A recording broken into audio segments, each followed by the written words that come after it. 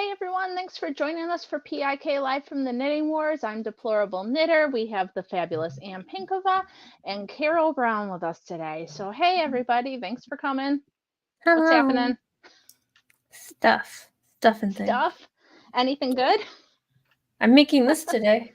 I'm gonna remember because last time we came, we forgot to say what we were working on, or I did. Yeah, I swear I can hold it up. Okay, so this is it. I'm making another shawl. I know you're amazed. You're so surprised. You like shawls? That's cool. I love shawls. This one's for me though. Nice. That's always better. Yeah.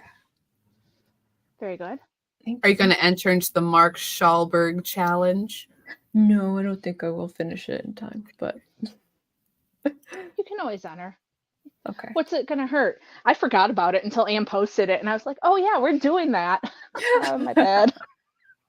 Well, and I'm working on mine right now, but I had to kind of like, oh, wait, Ann, you actually have to start. You can't just think about starting. You actually have to start the shawl for the challenge that you're hosting. Are you sure that's how it works? It's like me when I write a book. Like, I can't just sit there in the bedroom and think about the book. I actually have to like start writing it at some point. Dude, I have so much stuff to do that I've been waking up dreaming about it. Like, I'll dream about it and then I'll wake up and then I write it on my list and I still haven't gotten anything done. I'm having like a minor meltdown. I won't even lie. Like, my kid has an event this weekend that's Saturday and Sunday. The other kid has an event next weekend. I have to teach a crochet class at the library next week. Look, okay, did I tell you guys the story about me teaching the class at the library? I don't think it's come up. No. Okay, so I clean houses as my actual job. I go into people's houses. I make them not gross, right? And on this particular day, I cleaned a house. I decided to take my kids to the library, and then I was going to go clean another house. So I looked like a hobo. Okay, I had dirty hair. I had bleach stained clothing, holes in my pants. Like, I looked like nobody loved me. Okay, and the lady at the desk goes, "Hey, you knit, right?" And I'm like, "Yeah." And she goes, "Do you also crochet?" I'm like, "Yeah." She goes, "Do you want to teach a class?" And I'm like, what? I'm in this like mode where I'm like, I gotta work, I gotta do this. I just want the kids to get a few books before they go over to grandma's house. Yeah, no. So now I'm teaching a knitting class, crochet class at the library. So that's happening. Nice. I just love the fact that I walked into the library looking like nobody had ever taken care of me or loved me, and they were like, "Hey, you're the one we want. You come here, teach a class." They're like, come here, hobo. I gotta give you a job. I know it's not a job though. It's free. It's volunteer. Yeah. I wish it was a job. When I was working at that nonprofit group, we did have one of the coffee shops that was inside of a public library, and that's when I learned a lot about the demographics that will actually like congregate around the library. And I also learned that when you have a tip jar next to the cashier, you have to make sure that the hole is not hand size, because people will come in and try and grab it. Yeah, and like one lady, she slept outside. I'll say it that way. She literally just made a beeline right for it and tried to put her hand in there, and she didn't even realize I was standing right in front of her until I said, "Can I help you?" And she like freaked the fuck out. That's fantastic. Yeah. No, people do crazy things, but I guess I looked like I needed a job that day. So I'm now teaching how to crochet, intro to crochet at the library next week. Oh, that's exciting. I have time for that, apparently.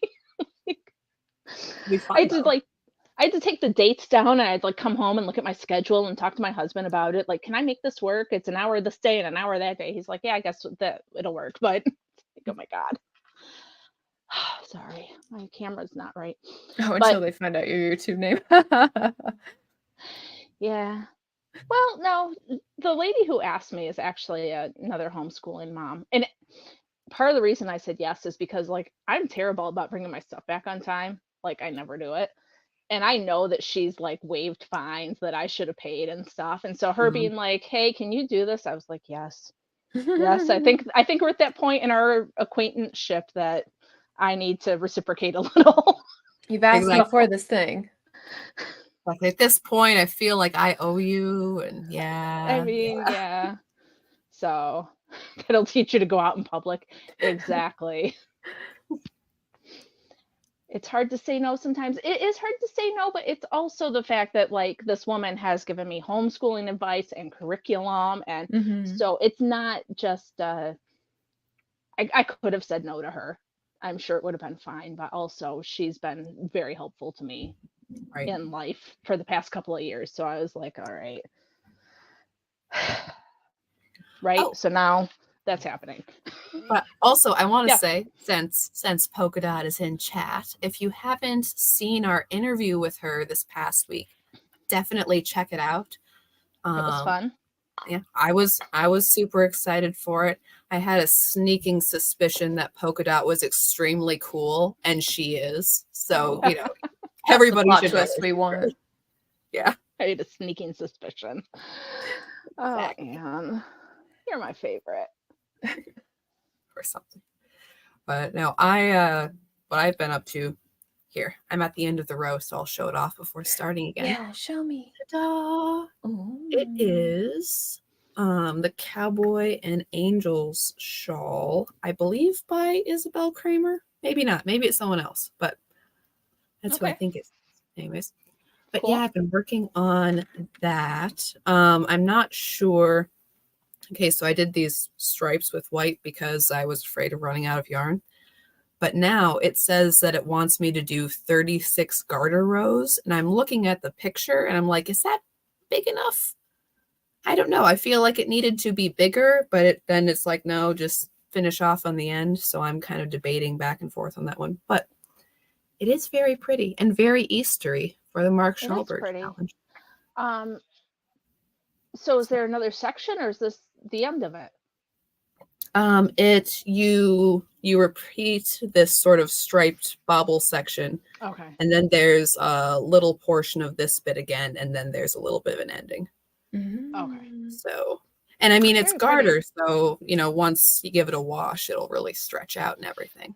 But yeah, Fun so yeah. stuff. And other than that, I've been sick all weekend, and so Babylon Bee has this joke that says, maybe what men need is to watch Tombstone instead of going to therapy. And I feel like I have to like reassess my gender now, because I've just been doing the man movie marathon while sick. Like before it was Tombstone, but before that it was Starship Troopers, because everyone was talking about that online, and Judge Dredd before, always a good standby.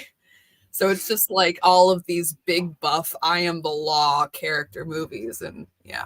Yeah, but I think that you can also take that the other way, that you're watching the big buff guys in those movies, so it's not, there's another way to read that. Right. I when I get sick, like can't leave the bed sick, I always end up binging Supernatural, and Oh. like I won't watch it any other time except when I'm like dying in bed. I have not watched Supernatural since I had kids, which means that I lost like the last 6 seasons I didn't watch. Oh, well, let me 'Cause here. Like, I can help it's you. I can tell you the plot of every season. Ready? it's fairly inappropriate for kids though, like Yeah, just to no, that randomly is. walk into. So I haven't seen it in a long time. Okay, the Okay. plot, yes. Okay, so the overall plot. For some reason, the brothers have been apart for a time, and circumstances have brought them together, and they're gonna headbutt because they've been their own man all this time. And for 3 episodes, they're gonna figure out how to be brothers again. But one of them's got a secret. Oh man, I don't know what the secret is. One of them's got it. They take turns. They switch. Yeah. And for some reason, Oh, what? sorry. Oh, I was gonna say, and for some reason, the bad guy, for no reason whatsoever, knows this secret and goes to the other brother, and it's like he's got a secret, and this is what it is. And they're like, "How could you betray me, bitch?" And then they separate for 3 episodes, have their own separate quests, and then they come back together because they have to fight the final bad guy. And even though they're like, "You're a dick and I hate you," they still join forces, fight the bad guy, and then for some reason, at the end of the season, they have to separate. I don't know how or why, but yeah, so that's always the pattern. So I'm like 3, 3, 3, 3. Yeah. So I think the last time I watched it was when Sam, right? Sam is Jared Padalecki. Yeah. because he was Dean in Gilmore Girls, which just boggles my mind. Um, but the last time I watched it, he was Satan, I believe. So that was a while ago. Like that was pretty long, and he had a white suit on, and that's the last thing I remember about that show. I have never seen Supernatural, but I was very active on the internet during the whole Super Hulock, so I can spot a GIF of them from like 200 yards. I can see it. I know it The coming. super what? Ah, the Super Hulock. That was The hell some is fun that? times. Well, you see, in the magical land that is Tumblr, that you had people who were intense fans of Doctor Who, which was good at the time, Sherlock, which is just a thing and getting to its craziest, and Supernatural. So, Super and that would like Hulock. Oh, bleed into okay. other portions of the internet. That was like the prime source, and everything else would run downriver. So it didn't matter if you weren't there. Like if you were just hanging out and having a good time in other parts of the internet in 2014, you saw the Super Hulock gifs. They were everywhere. Oh, see, in 2014, I had a 1-year-old. They weren't even one yet. So I don't know anything. Ask me anything about it. I don't know anything. And also, Therese, yes, worst boyfriend. No, Logan's the worst boyfriend, but still terrible. Anyway, so that's me and Gilmore Girls. I don't Oh, think that and you've seen it, right, Anne? I've not seen Gilmore Girls, but to You Polka Dot's kill thing, me. I only saw Predator for the first time like 2 weeks ago. So it was very exciting. Okay, even I've seen Predator, Anne. Come on. I'm sorry. Sometimes they slip through the cracks. You just, Yeah. Very good. anyways. Good times, good talks. Your dogs are very restless today. Is something going on there? They keep walking back and forth. Oh, well, I've got the door open. That's why. What's Oh, up? I bet you so anything normally that... they're not allowed out? Yeah, no, normally I keep them locked in here. But I've got the door open, and I suspect my husband's playing a violent video game, which is why he ends up showing up being like, Mama, Papa's getting angry. Oh, does he do the whole yelling at the TV thing? Like they can hear him? No, My so like, husband does that. no, my husband doesn't yell. I mean, when he does yell, I know he's like frustrated, but it's usually like a singular cuss word at that point. But like my husband is the kind of guy that when he gets angry, it's like his rage becomes like a Sith aura and it like percolates throughout the house. And for some reason, the Oh, dogs and I are freaking out and we don't know why. And then like we kind of like make our way bit by bit towards the office. And you know, his exterior does not look any different, but you can tell he's pissed about something. So yeah. See, at least my husband lets us know how the game is going for him. The kids and I will be up here watching TV and he'll be downstairs playing this video game. And you can tell by how often and how vulgar he starts like shouting at the TV. Like it just we'll be like, all right, so let's go watch a movie in my room now so we can shut the door because daddy's not having a good time. But yeah, they're settling back in again. that's too funny. But yeah, I usually leave them locked out or locked in here with me just to stop them from pacing. Mm-hmm. I was just curious because normally nobody even knows that you have dogs, and then today they're like, "Oh, like, hey, what's up?" So yeah, it's like, hey, we're here. We want our time in the spotlight. Yeah, when I do my streams on Sunday, my incentive for people that come to my stream is for every like the stream gets, like I go and I pet the dogs, right?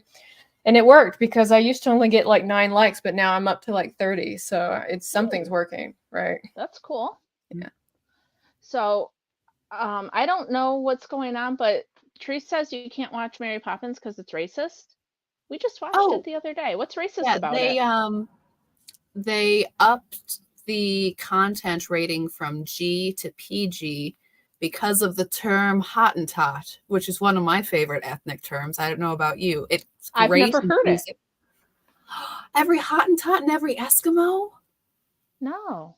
Oh, it's beautiful. It's a perfect, beautiful thing that you can just throw in to denote people of different ethnicities in your song if you want a little extra flair. It's fun to say. It's great. But apparently is used in Mary Poppins, and they're saying that now after years of it just being a general term, that now it's racist and derogatory. I've Probably Eskimo never. will be racist and derogatory soon. Well, obviously, it's supposed to be. Um.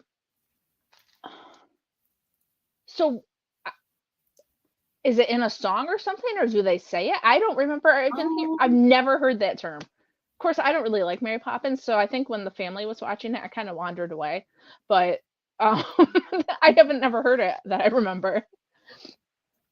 Right. Oh, I haven't watched that movie for a while. I don't want to say how long. Yeah. It's been a while. So I don't good. know why, but Adam's quoting Kindergarten Cop in the comments, so that's nice. I mean, Back probably when because things made sense. right. Oh, I don't know if they can teach that in school now. I don't know. Today I had to explain to one of my kids why I don't like the rainbow flags that were flying in the college town we drove through. Oh. I said, everybody is fine, but I don't see why we have to have a flag about it. People can do whatever they choose to do. I said, but I don't get a flag for being in love with Dad, so why do other people get flags? So I was once told to be quiet by someone. I was walking down the street in a rather liberal city, and they had the intersectionality flags. And I'm sitting there like, I'm really sick and tired of this pro-sterilization stuff hung on buildings. And they're like, look, man, you gotta, if you could not be so loud when you say this. I'm like, no, really, it's terrible. It is terrible. I love it when people have public statements and public conversations, but then tell you to butt your way out of it. It's like, if you don't want me to be part of it, don't make it a public spectacle. Like, I'm allowed to have an opinion and a thought on it. I'm like, if look, you they're hang having a flag public on your statement. building, I'm having a public statement. We can have these public statements together.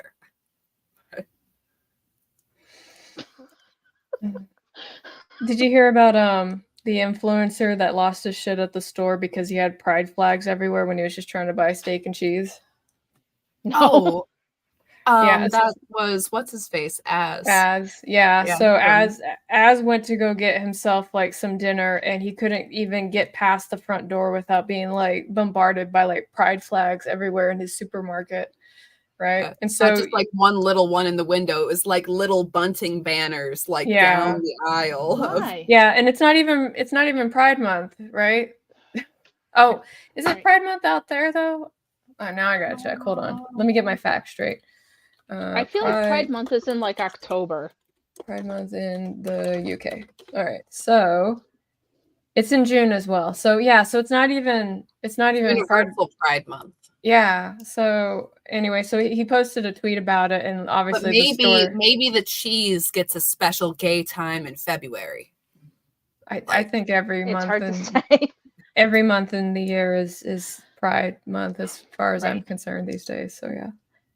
Right. Which, I mean, if you want to celebrate people that you love as, a hetero, I should be allowed to do that too. But apparently that's not allowed. So yeah. I'm just saying, if you're gonna do it, like, make it fair to everybody. But yeah, so he made a tweet about it, and the brand had something to say about it. It's like, look, we're not trying to like promote blah blah blah blah blah. And he's like, I just wanted steak and cheese. Like, that was it. I was going shopping. That's the thing. Like I was explaining to my kid, why is there a flag about it? Like, why do we have to advertise it on buildings and stores? And like, can't we just like do life? I don't know. For Katie, I did check, and the great Google says that it's June. So if Neil Gaiman is saying it's a different month, then it's not correlating with what they officially have out there. So yeah, I don't know. Just saying, be if fair to Neil everybody. was here, he could tell us, but he decided that he, Oh, the other Neil. I'm like thinking Neil Gaiman for some reason. I was like, wow, did Neil Gaiman really say that? Like, oh no, our buddy Neil, who lives in England. Yeah, Pride Month in Scotland. Maybe that's it. No, it's June there as well. Okay, so what the fuck is this Pride? Okay, now I'm looking it up. Pride in You just have to, different countries have different gay liturgical calendars. You have to like move your different weeks. Oh. What? So it's no longer Black History Month. It is now LGBT History Month. Where? In England? Everywhere. No, this is still Black History Month. It's okay. I still care about the Black people. Happy birthday, Black people. It is observed by... I'm here for you. So, sorry. LGBT History Month is observed by Australia, Cuba, Germany, Hungary, UK, and the USA. Never heard of it. At what part in the USA is February also gay? I don't know, but we apparently have been doing it since 1994. Well, I guess people haven't gotten the memo yet. Shh, quiet. Like, don't let them know. That's all we need is more. All right. Well, I guess that makes a lot more sense about why they're putting pride flags everywhere. Mm-hmm. Yeah. It's not just the more you know, guys. I'm helping. There we go. I got the news. Why? Like, I guess that doesn't make any sense. Like, why we would do it in February when they get all of June? Wouldn't that be like the more appropriate time since we're celebrating it? To no. Okay. I'm just gonna sit here and be a hooker. I don't know. I know in Canada they said now. Pride season, and it's like, summer to fall. Like, if it Pride ever stops, season. That's the like high season of the gay. Oh my God. How about we just all I have a novel and fabulous idea. Let's have like Proud to be an American month every month in America. No, I can't do that. And that'll cover everything. And then we don't need to have a special anything for anybody. I mean, right? Wouldn't that be a thing? And every second week we take a second and go, and here's for the bros, and we sort of like wave at the other countries. But also, we're still American. Yeah. Like, let's just do American things and not worry about, all the stuff. I don't know, man. I think it works out fine. I don't know. I'm not in charge. I'm just over here stress making my lists. I need an overly concerned planner to tell me what to do, man. Oh, man. Caro is a genius at overly concerned planners. Oh my God, really? Yeah. Is that what your blog is about? Your thing that you do? Overly concerned planning? No, so my blog that I have is actually writing advice and tips for people that are trying to write novels or short stories or anything like that. My YouTube channel is where I'm kind of like, let's all write together, guys. And then once a month. Okay, I guess that's why I thought it was that. Yeah, and then once a month, I'm like, okay, guys, I got to plan next month out, so you guys have to do it with me. So then we'll spend like 2 hours working on our planners and getting stuff situated. I used to be a digital planner, but just between you, me, and the internet, every digital planner that I have ever tried to use, I always make it lag because of all the shit that I have to track. Mm-hmm. So I've gone back to analog, and I've got like this thing that doubles as a weapon that I can throw at people. So that's nice. Well, it's always fun. I mean, I am a very analog girl. I am super analog. I was doing tax stuff today, and I was writing it down on pen and paper, and I can just feel Amy, like from Two Sisters, like in her own little bubble screeching right now that a computer was not touched once. It wasn't, Amy. It wasn't. Of course, I'm going to like bring my tax stuff to a real tax man and be like, you fix this. This is what I pay you for. But I love my notebooks. I love my random scraps of paper. Like if all of the things I need to do are in my phone, that means that they're all stacked together in one device. And in that device, I can't see them. Also in that device is Instagram and Twitter. I will be distracted. Do not give me that power. I need the stuff spread out so I can see them so I don't forget them. Because if it's not just like sitting there on a table screaming at me, hey, this needs to be done, I will forget. It will just go right out of my mind. There's no way that I'll remember to do that. Well, You could just be like me and have the stuff out on the table thinking that you're going to look at it and then just walk by it all day long and never once see it. Your brain just fills in that spot where your planner is and just it's not even there. That's what I do, which is why I have stress dreams. So it's all good. No. But yeah, I'll get it together.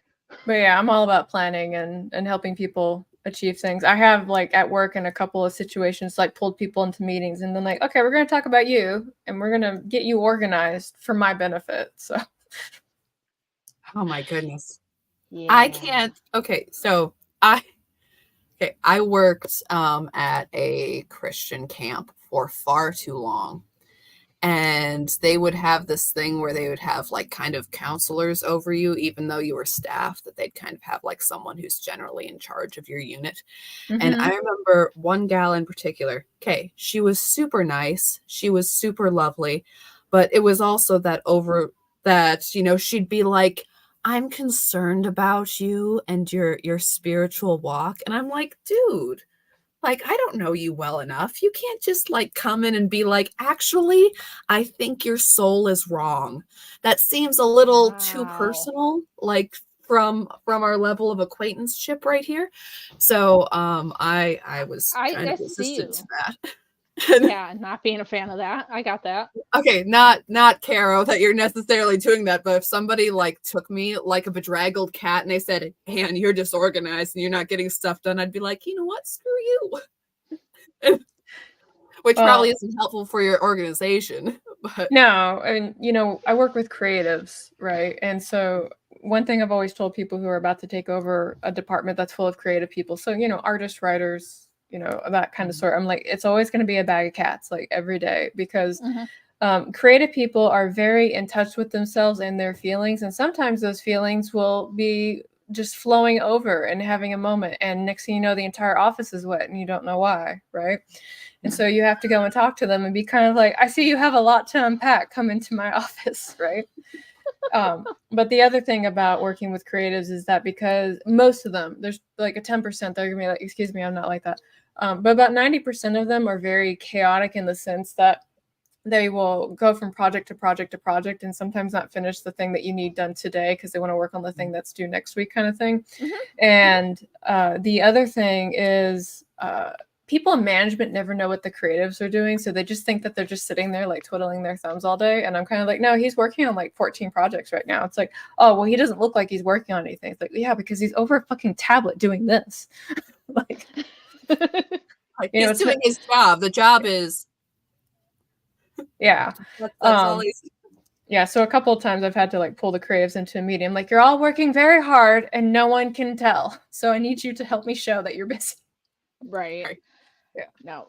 It's something I'm terrible. Like I was better before the kids and stuff, but now that like I'm in charge of the house and I'm in charge of making sure everybody's stuff is organized, there's nothing in this house that's organized because that's not how I operate.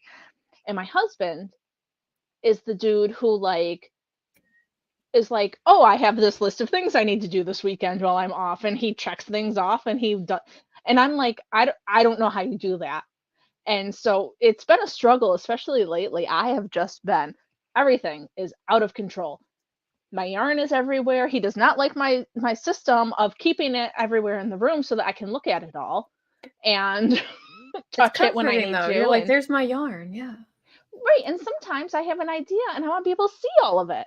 And he does not understand. And he wants me to make a list. And I said, I don't like lists. I can't do it. I'm sorry.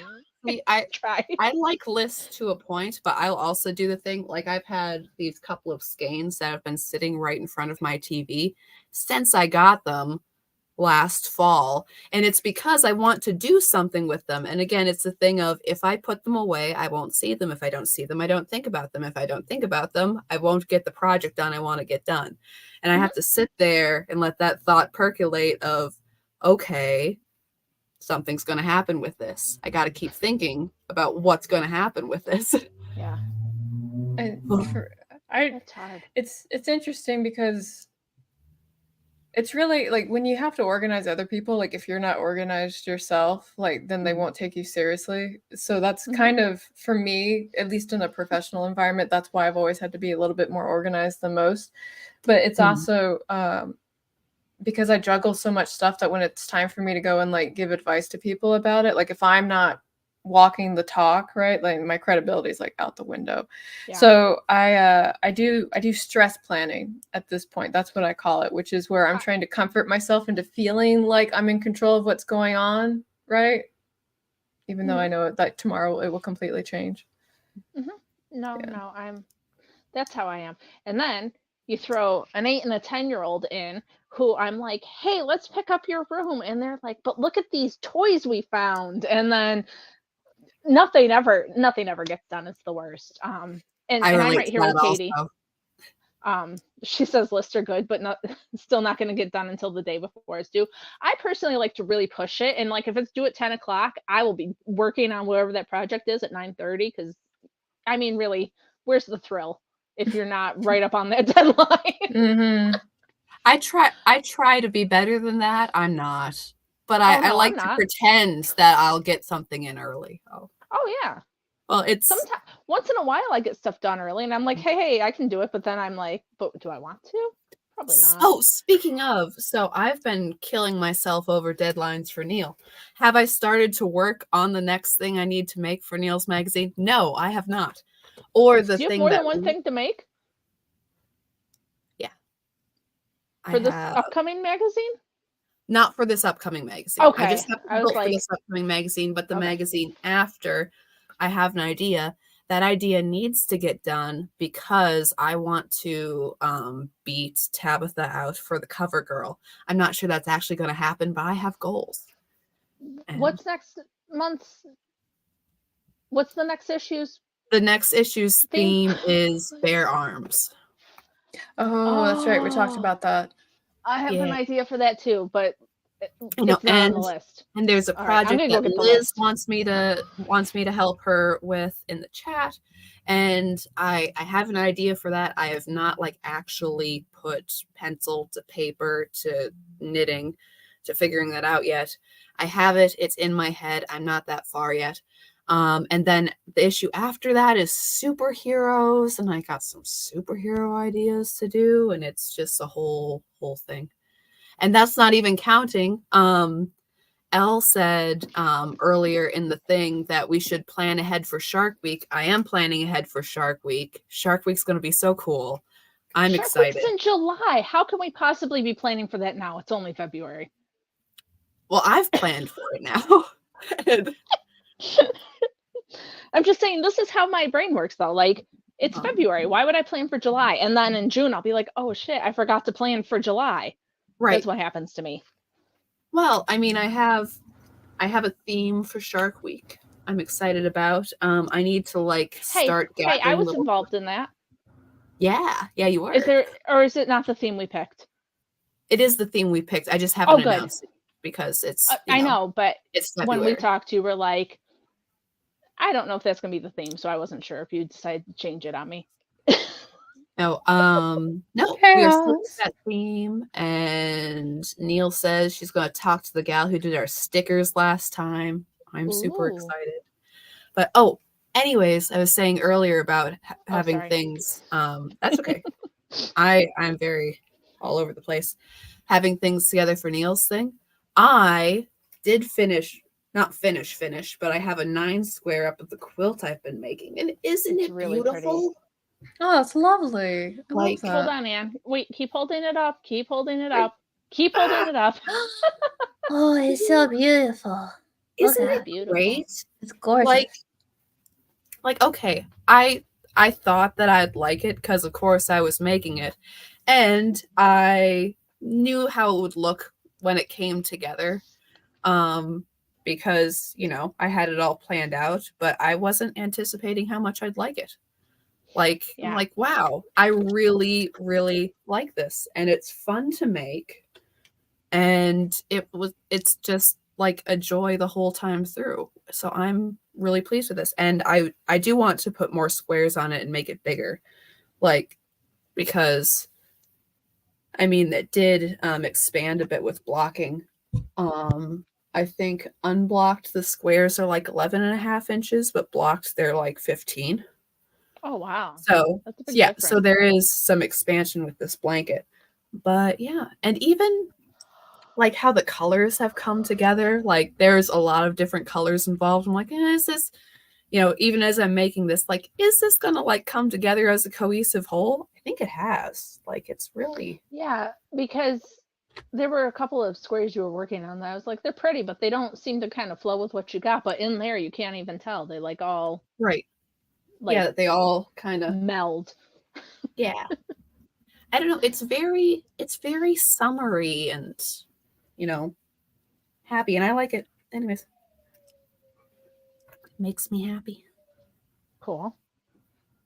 But yeah, I hope the pictures for Neil are sufficient. So there's that, and I can now move on to the next thing after I finish this shawl challenge that I also set. But yeah. Oh, I was reading the Okay. comments. I'm sorry.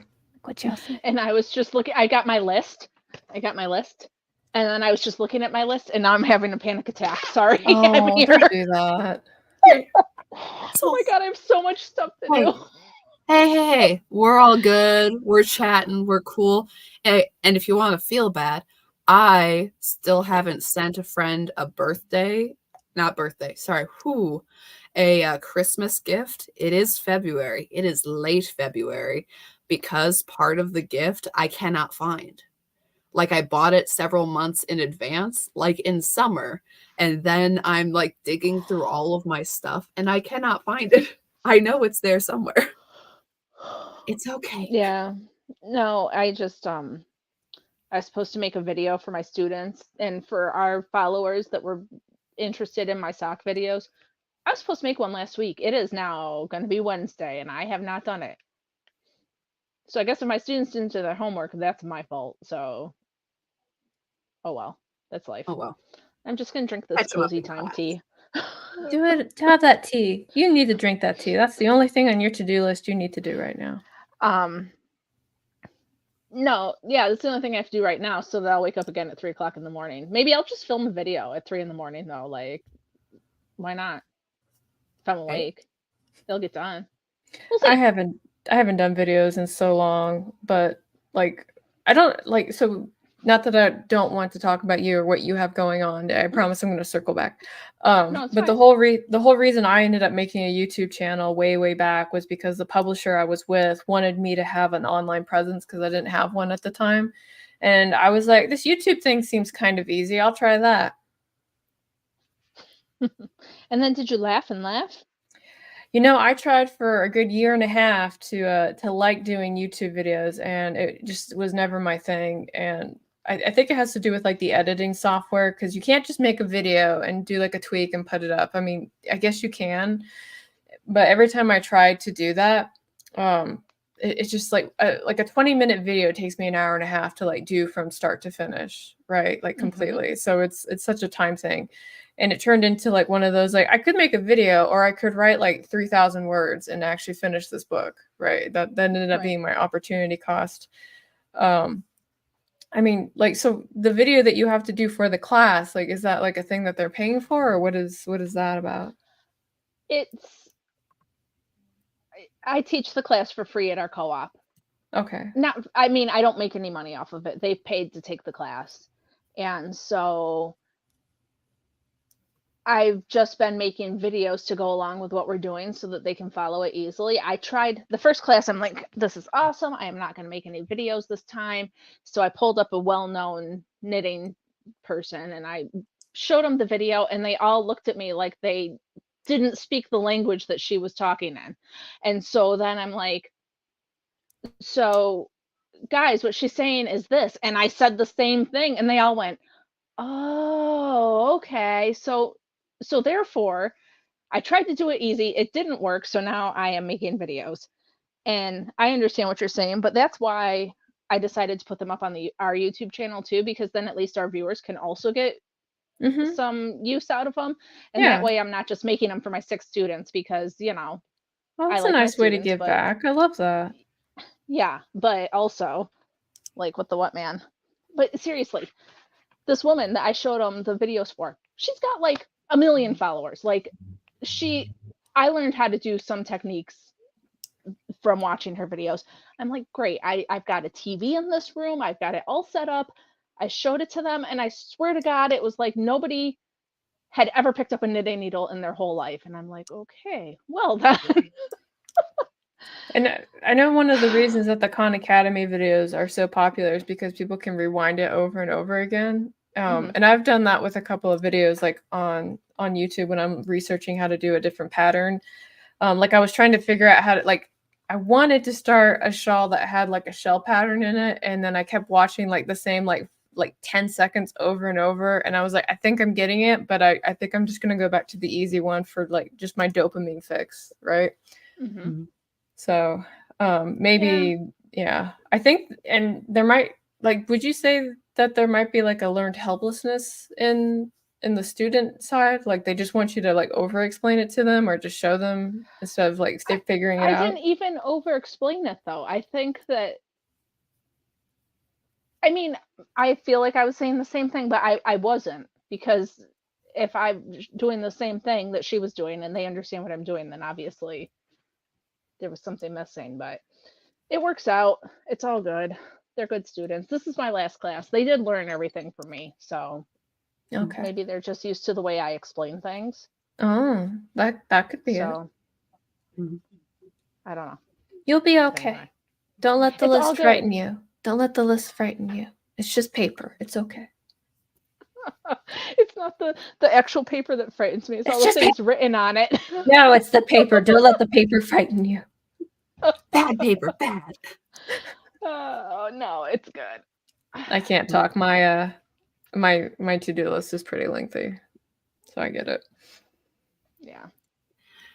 So, okay, with what you said before, Carol, with the publisher saying, "Hey, you should have a social media presence." I have heard this from several of you author types that, you people. That is me. I am one of those people. You're fine. One of those people. With that sort of traditional publishers are like, "Oh yeah, sure. We'll publish your book. It'll be great. But you have to do your own online marketing." And people are like, "I thought that's what you were for as my publisher, that you would also market the book and be a part of this process." Yes. So I was traditionally published at one point, and I'm not anymore because it turned into one of those situations where if I'm doing all the work and you're getting 60% of my profits, that doesn't really make a lot of sense to me. That's right? horrifying. Yeah. So there's a lot of, so what you're referring to is what we call outbound marketing. So it's where you have a reader base and you establish reader base and how you connect to them. And back in the day, when you were a published author with a traditional house, they used to actually, arrange your book tour for you and make sure that you went to places. They had a PR rep and they would get you set up to have you basically get that exposure, and they would pay for it. They don't do that now. Now you have to pay for everything. So like a lot of the authors that you see at conventions, they had to pay for their own passes. They had to pay for their own booths. They're not there for the sake of the publisher. They're there for their own, branding. Right. And the other thing that usually kind of irks me a little bit is right now, when you go and you pitch your book into what we call a query letter. So the query letter is kind of like, "Hi, I'm so-and-so, and here's 2 paragraphs about my book and another paragraph about the demographic that I'm trying to reach," right? And it's basically showing that your book is marketable and kind of giving the publisher an idea of what it is that you're trying to put out there into the world. But now when you send that in, they want to know what your previous sales are. Now, if you're a debut author, you've got no sales. Right? You've got no sale history. You've got no fan base. You don't have anything. And so it's really tough to be a debut author. And I've seen a lot of indie authors who end up getting picked up by a publisher right now because they start seeing that they're selling really well. It's like, "Oh, hey, why don't you bring your business to us and we'll help you do more?" And I'm always sitting here like, you bitches. Like, Right. And yeah, they you do have that. to basically start as an indie author, and then if you work yourself, they'll pick you up. Yeah, and for the people that are going to come out and be like, oh, no, because I know the publishers do help out their authors. And you are correct. There is, in fact, a budget for marketing authors. And 90% of that budget goes to 1% of their sellers. So the 1% that sell the most, they get the most attention from the PR people. So, and I know that because I used to be friends with somebody that worked in the the marketing firm for a publisher. And so she like broke it all down for me. That's interesting. Yeah, and these days that's kind of just why I say I self-publish and I self-promote. The truth is that I'm really bad about promoting my stuff because guess what? I'm an introvert and like being out there being like, yo, I wrote stuff and you might like my stuff. Can you please buy my shit and like me too? That'd be great. Thank you so much. It's really hard. And I know when I'm like on here on the screen, it seems like it's really easy for me to be social, but like I'm gonna let you guys in on a secret. I'm alone in this room and I'm talking to a wall. Right? Yeah. So doing it like face to face is really difficult. So yeah. No, I get it. And I have a kid that sees me do the stuff online and everything, and they're like, oh, you're so good at it. And I'm like, when I was your age, I didn't speak to anybody. I had like one friend because I was terrified of everybody and I cried all the time. So like sometimes you just gotta like work through it, guys. You gotta yeah. And you might not be the most outgoing, but okay. And I'm sitting here and I have this weird mental tick also, well, more from teenagedom, not from child, because I wasn't on the internet then, happily. But like, okay, for years I wouldn't like I would read people's blogs and I would pay attention, I'd be plugged in and stuff, but I would never comment ever.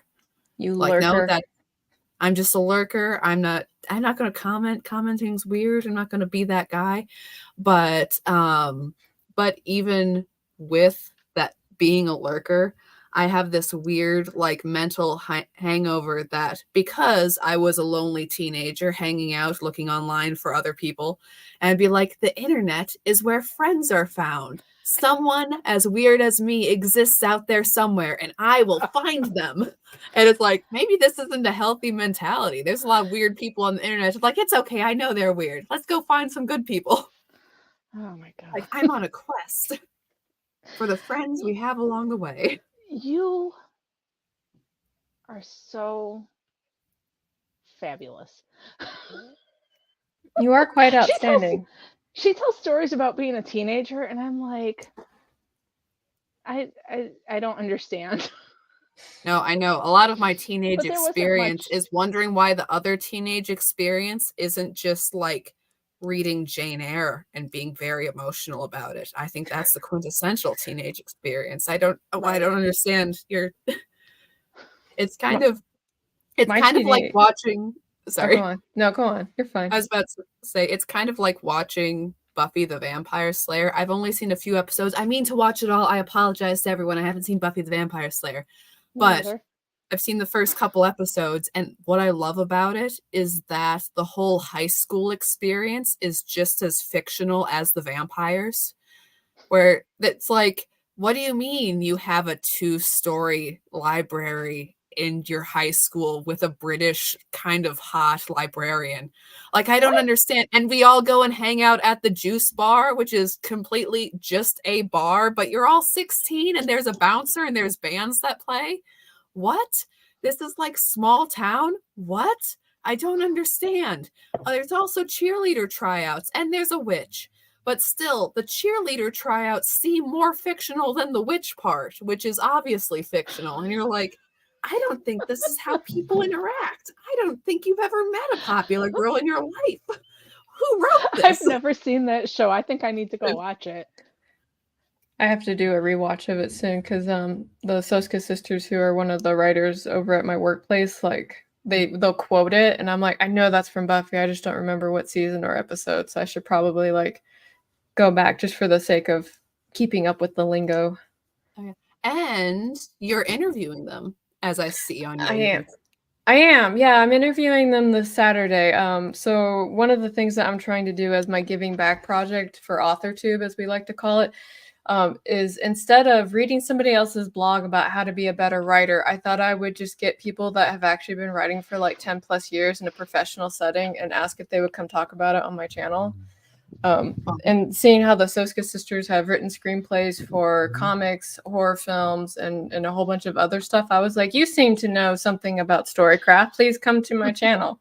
And they were very nice and said yes. So Is that how you talk to them? You fellow youth, isn't that from something?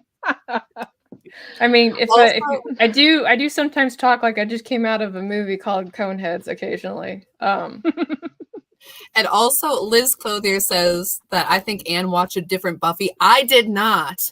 There was like, you have your blonde cheerleader girl, and then suddenly there is an incredibly handsome young man who comes in and he says, "Oh, Buffy, here's my coat." And then you're like, he's jacked. What kind of a world is this? And can I go there? Like, this is like perfect. This is peak teenage fantasy. I don't like, that's what it is. What I don't understand, that how could that be a different Buffy than the one you're talking about? That's what I saw with my eyes. See, I'm with Therese. My teenage years with Breakfast Club. Yeah, that was a little bit more accurate. My teenage years was me trying to graduate from high school early, and then my principal telling my parents I needed to have the senior experience, and I ended up having to stay the year I didn't want to stay there. That sounds That horrible. sucks. Yeah, no, I was not happy that year, and they were all like, "Isn't this great? You get to be a senior with everyone else." And I was like, "No, I like literally wanted to join the military last year, and I've got no more credits. Like, I literally could graduate right now." Why? So your parents encouraged you to do that because it was a good Oh, learning experience? So no surprise to anybody, I might have some social awkwardness at play here, and my parents were trying to help me be like a more social person, so they wanted me to join clubs and be like parts of like, drama and stuff like that. And like every attempt to try and get me to socialize typically just made me hate it even more. Like I was the kid that was in the school that had like the really big book, right? And if you came and tried to talk to me about something that wasn't homework, I'd be like, "What do you want from me right now?" It's like, "I just thought we could hang out." It's like, "I'm reading, go away," right? And my school was not a big school. I didn't have like a graduating class of 15 or 1,500 people. It was literally like me and 26 other people. That was it. It was really small. I had Yes. 20 in my class. Oh, 5. Yeah. Yeah. And Yeah, so so- I was a nerd because there's only so many people in the class. Either you're a nerd or you're not. There's not a lot of room. Yeah. But yeah, for the sake of my socialization, they agreed with my principal and said I needed to stay another year. And my big socialization happened when I was in the military, because that's a different situation. That's not overseen by like teachers and all that stuff. Yeah. So Yeah. It's Interesting. kind of weird because you'd think that there are people in the military and that you could socialize there as well. Right. And senior experience, like what the hell is that? that was my first thought. They were like, "What?" Because we were in the room. It's like, "We just want her to stay so you could have the senior experience." I was like, "What the fuck is that?" Like, I don't want to be here. Like, I'm done. Yeah. I moved on. So my education was kind of divided in that I went to public school and then I was homeschooled, and then public school for a little bit and then homeschooled again for the end. It's like, but don't you want to hang around your fellow high school students? And I was already like, I'm not sure I speak the same language as my fellow high school students. Not that I'm entirely friendless, but I'm like, I don't want to be here. I hate my teachers.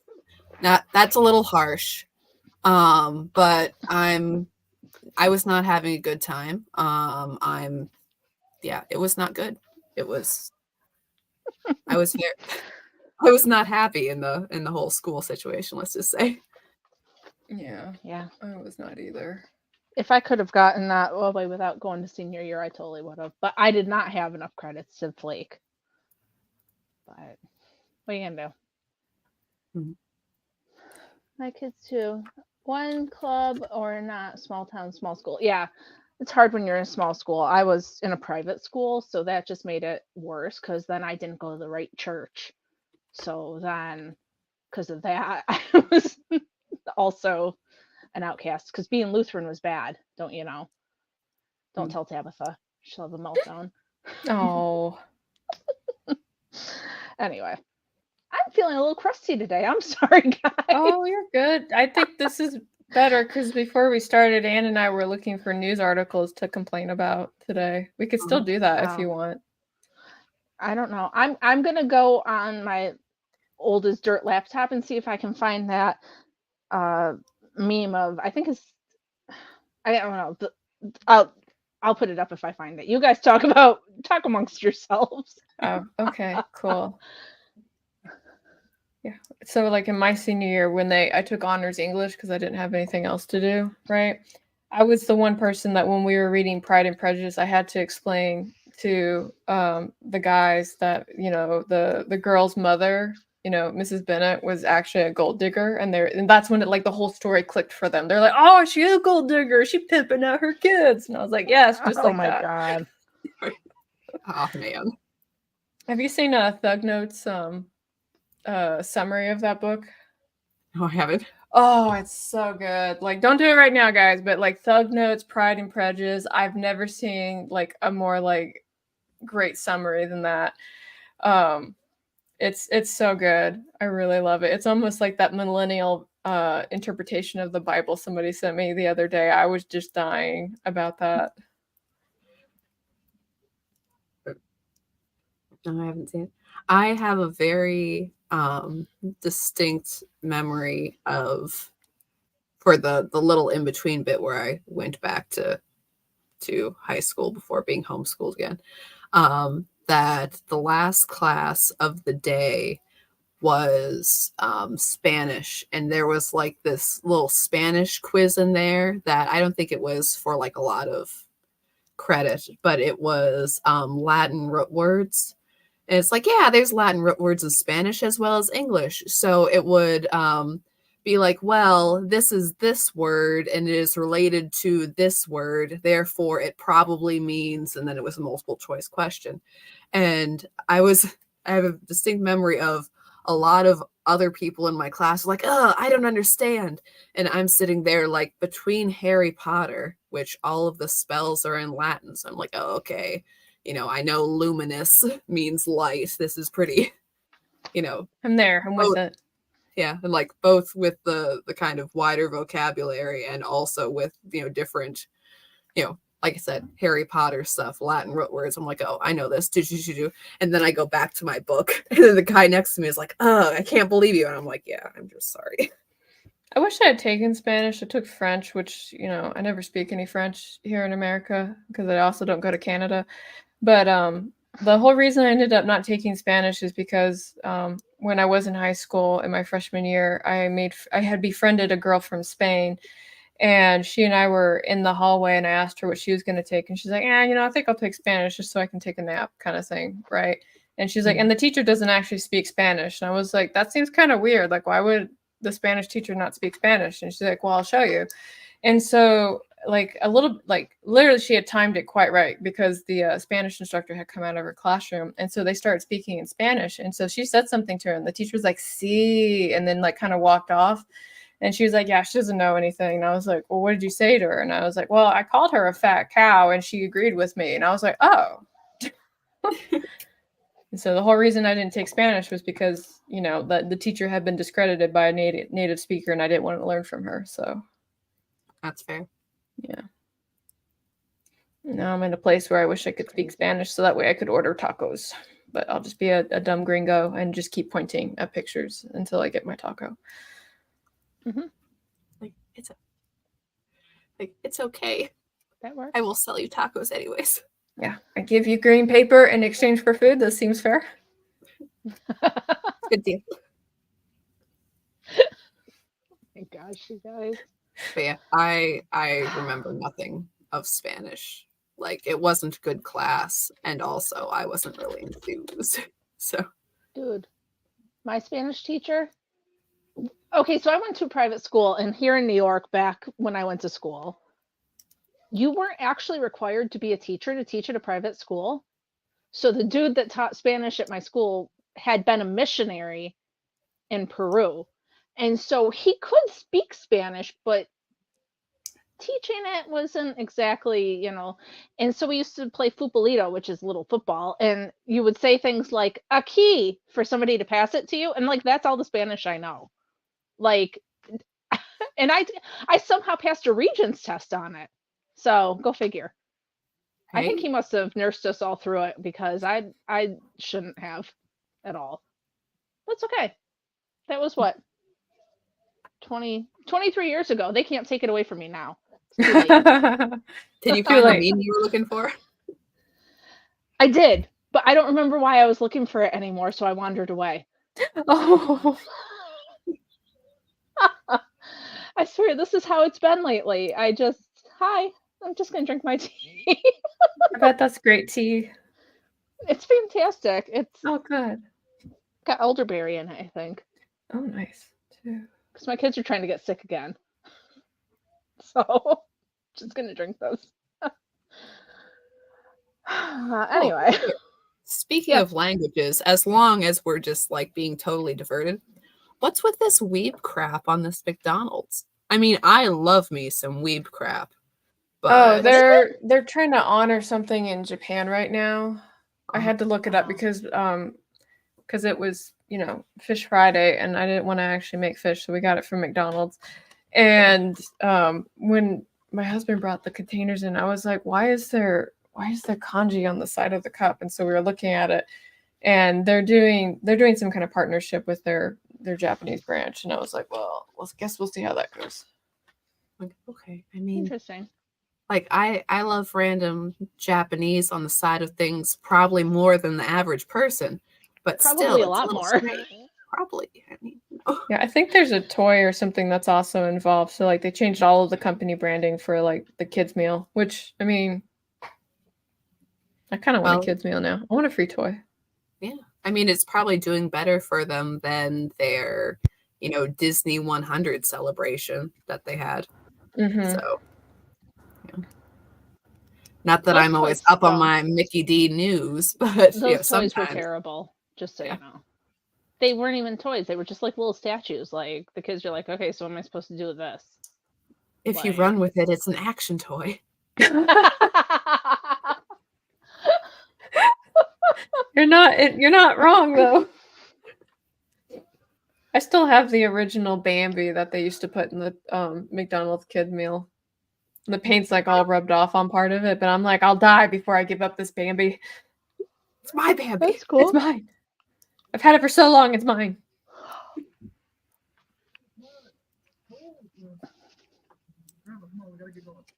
Let's see, my daughter learned Spanish in Miami, and her teacher learned from it for Penn State. They are not the same. There were issues. I bet there were. That's funny. So was there news that we did have to talk about, Ian, or what's up? Have to? Well, not have Well, to. Sometimes things happen that we need to talk about. I mean, can we talk about what a dumpster fire Nikki Haley is? We can talk about whatever you want. I wanted to bitch about the Google AI at some point. Go for it. I just don't get what her point is. That's all I was going to say about Nikki In Haley. staying in, or Yeah. What's she doing? Well- She's not. well, She sucks. I think that she, as several other of the candidates perhaps thought that she'd get some of the market share of the votes once Trump is indicted for something and is deemed that he can no longer run.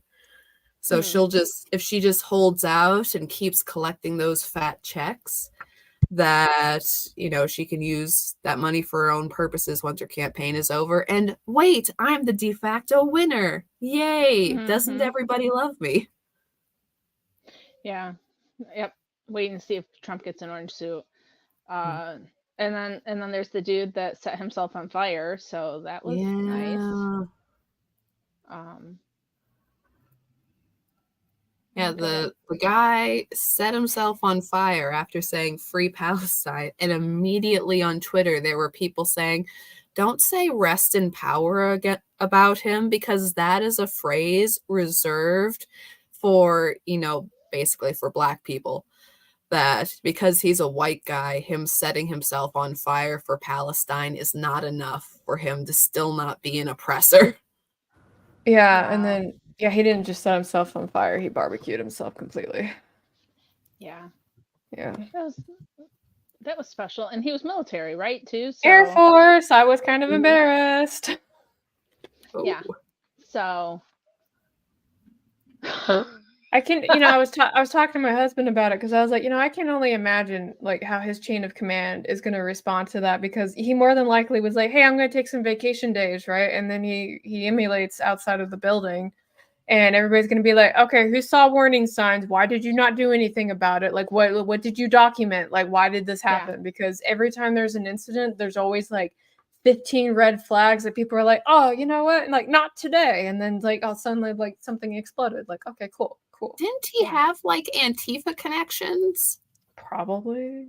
Like, I no, that I don't want to be on the receiving end of that investigation, because when that goes down in the military, it's like it like pucker factors up to 10. So. Yeah. Liz Oh says my he's an God. anarchist organization, so yeah. No, that's exciting. That's and always somebody good. else said that you can say rest in power now because he's Black now. Oh, I mean, charcoaled, right? Yes. Charcoal. That was just sorry. I get you. Made me Twisted laugh. humor. I appreciate it. Thank you.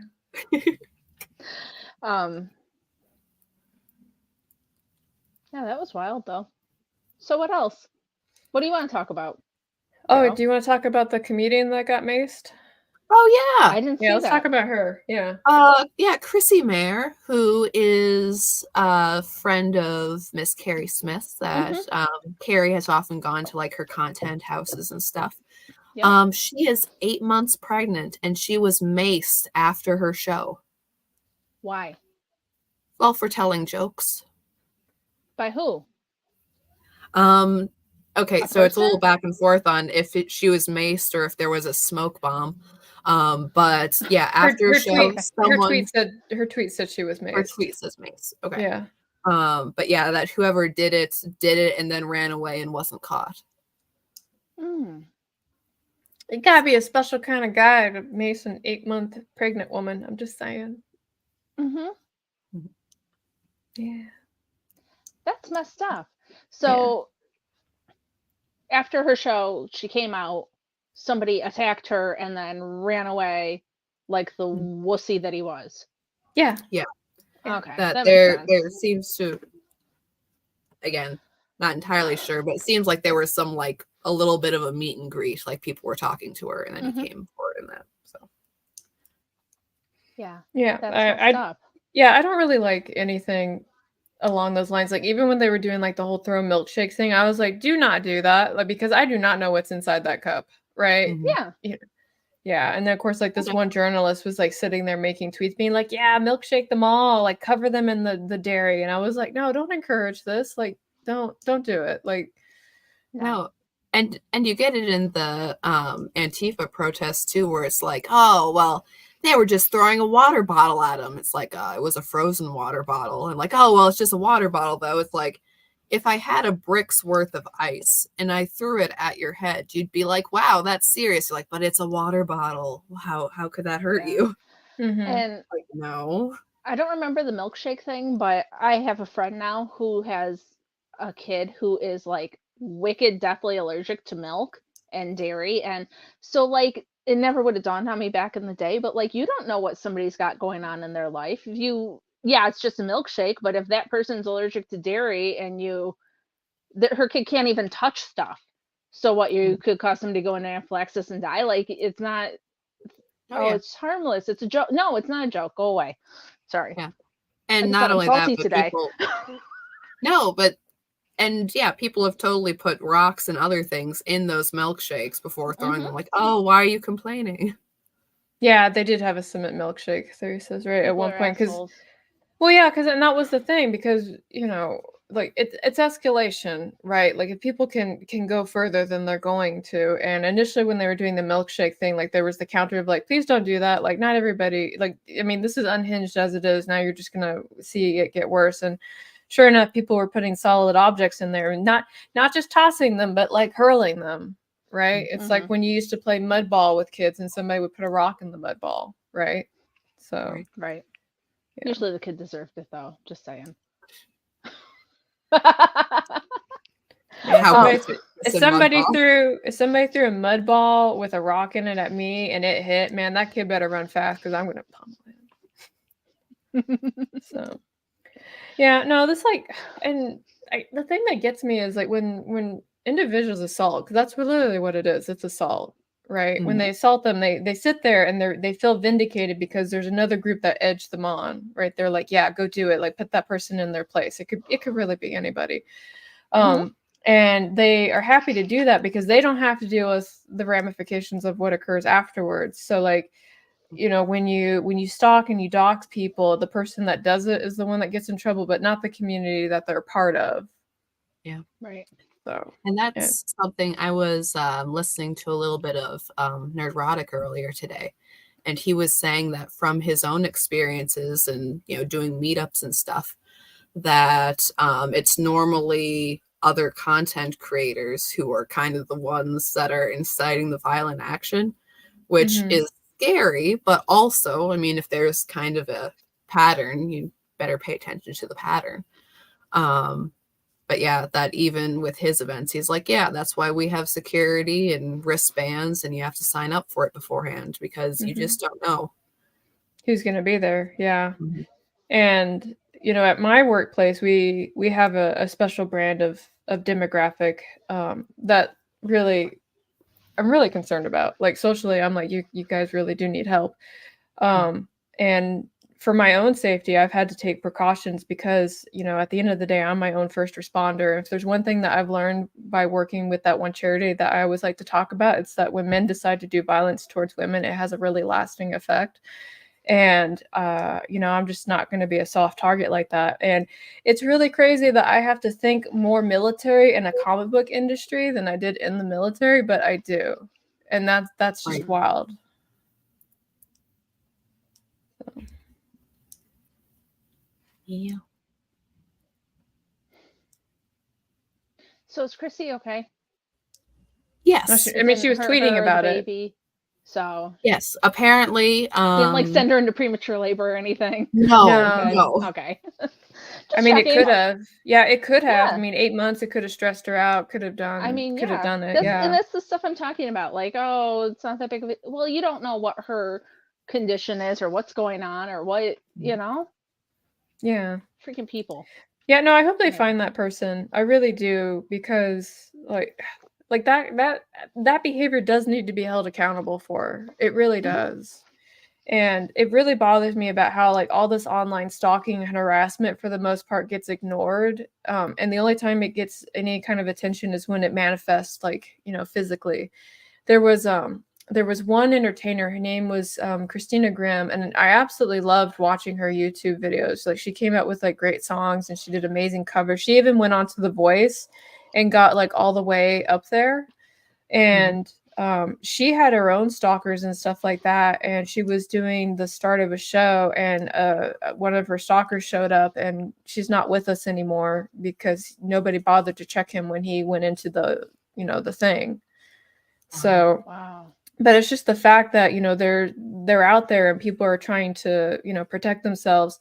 And in some cases, like, you know, I don't mean to talk about work or myself or anything like that, but if I point out like how some of this behavior is not socially okay, you know, some of the counter conversation is you're overreacting. They're just joking around. Like, don't be so uptight, you know, but it's, again, at the end of the day, it's my safety and well-being. I think I'm allowed to be a little paranoid about it. Right. So, but everybody else, I think it was Mr. Blaine Pardo. He came and did an interview on my show. He was actually my first interviewee. It was really good. And he told me that nobody cares about stalkers until they have one of their own. So. Yeah. No, and he was the guy, wasn't it, that somebody claimed to be like, was it a pregnant lesbian He got fired by a male felon pretending to be a single mother lesbian on the internet. I know that's a lot to unpack, but that happened. Right. Male Wow. felon pretending to be a single mother lesbian on the internet got him fired from his job that he had for 30 years. And that guy could not keep his jobs because he kept getting fired because they would find out that he was sending out terrorist notes from his job place. And so the job would get called and then he would get terminated. So he was literally like homeless in the basement of like one of his parents at the time. Wow. It is crazy. But Mr. Blaine Pardoe is definitely in a better place. He says he makes more money and has more jobs now than he ever did. So I think for him it's okay, but he still has to worry about it with that particular person and more because one of the things that he does is he writes true crime. So when he does the true crime books and he gets published, sometimes he gets fun phone calls. And so he's like, this could actually be the dude. So he's always got to talk to the cops. Like, well, It could actually be the dude I wrote about. Maybe I should just like, here you go. Yeah. maybe the police should follow up on this one. Yeah. Well, I mean, I'm not an expert by any means, but I listen to a ton of true crime, and there's so many stories of like people who are like, this person is stalking me, this person is, and the cops are like, oh, it's not a big deal, it's not a big deal, it's not a big deal. Oh, now they're dead because nobody like, there's no protection for people. Mm-hmm. It's terrible. Yeah. Anyway, Society's weird. it is, and people suck. Mm.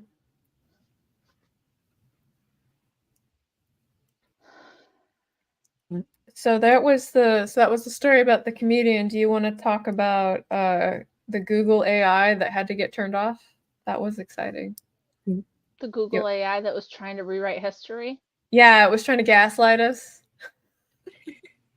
Yeah. You went and typed in like founding fathers of America, and they were definitely not founding fathers of America. Well, may or may not be the cast of Hamilton. But You know, the thing that got me was when they typed in like show me a white family. It was like, I'm sorry, I can't honor this request. But then you typed in like, show me a Chinese family or an African American family, had like 10 examples that would come up, and I'd be like, so what is it about the like what's going on? What is that? It's how it was programmed. So somebody, whenever they were programming that programmed AI, so that it couldn't do. Yeah. No, somebody at Google did it. yeah, and if you look into the guy who somebody head at up, Google hates white people, and spoiler, it's a white guy that Sorry. heads up the project, man.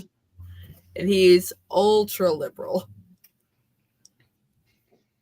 so I mean, he I hates get- himself too. Well, that makes Yeah. sense. That makes more sense now. You don't have to protect I my hate friend the though. news. You hate the news. Okay, we can talk about something else. No, I'm just like, Well, but also I would love to Google have a has conversation, lost. but I don't have anything useful. Google has lost millions in market share, which is always good news. So hey, there's a little Yeah, I mean that's a thing. rather more than a silver lining there. And also it's been pointed out that Google is funding having Google tablets and Google sponsored teaching materials in schools. So while this generally sucks, this is specifically insidious for kids who maybe Googling things in general for schoolwork, but also even if the kid's cheating, they're getting the message put in there if they want to chat bot their way through school. And the one that I thought was fun, I mean, there was several very funny things that happened from people typing stuff in, that they'd ask for like a 14th century king. They're all black. Like it's like that's king My of favorite England. was the Viking. That was my favorite. Like show me a historical Viking. No. I just No? come from that lineage. I'm not Right. It's like this that's just not what Vikings look like. I'm sorry, people. And it's but the one Speaking Sorry, of the spring is coming. I've already put in my time off to go and steal stuff from my neighbor's house. It's in my blood. I have to answer the call. You got it. I was gonna try to look up these images. I wasn't totally paying attention. I'm like, what is she talking about? Oh, I was talking about You're gonna go pillage a village or something? that's Pillage what the Vikings village. did. Yeah, being a Viking was like a seasonal job. Like once spring came, it was like get in the boat, it's time to steal some shit, and they'd like go and like take stuff, put it back in the boat, go back to the farm, be like, I got shit. And I love how there is this Norwegian stereotype time that okay, so I live in a part of the world where there was a lot of Norwegian, German, Finnish, Dutch immigrants, mostly German, but you know, we have these people groups. Oh, and hello to Epic Mike in the chat. Hello, Mike. What's up? Yay. But there'd be these old-timey dumb Norwegian jokes where you'd have people in these little small-time like Minnesotan community sort of a thing, and they would like commit crimes that were small enough to put yourself in jail for like 4 months over the winter so they wouldn't have to chop firewood. This is happening probably 40, 50 years ago. And it's like it's that level of it's like, yeah, you know, Norwegians, strong, hardworking, and they're like, unless they can cheese the system, it's like, yeah, but I'm in jail for 5 months. So I have a bed and it's warm and they feed me. So that works out. That's called winning. That's called I know, winning. right? And it's like I want to go to jail for 5 months and have somebody else take care of me. Can I do that? No, I'm just kidding. That's not real. No, but it's,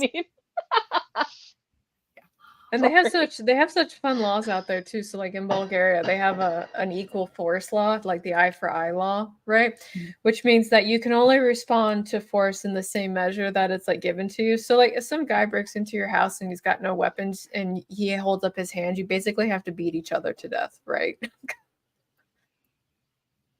Yeah. Otherwise, it's deemed unlawful. Yeah. See, that's why theft in places is so high. They'd be like, "Oh, I don't want to have to. I don't think I can physically fight this dude." Like they're not going to weight class you. Be like, "Okay, you can have a weapon because you're in a smaller weight class than the guy who just broke into your house." So I guess you know, like there's not a judge sitting there like, "No, I think you're fine."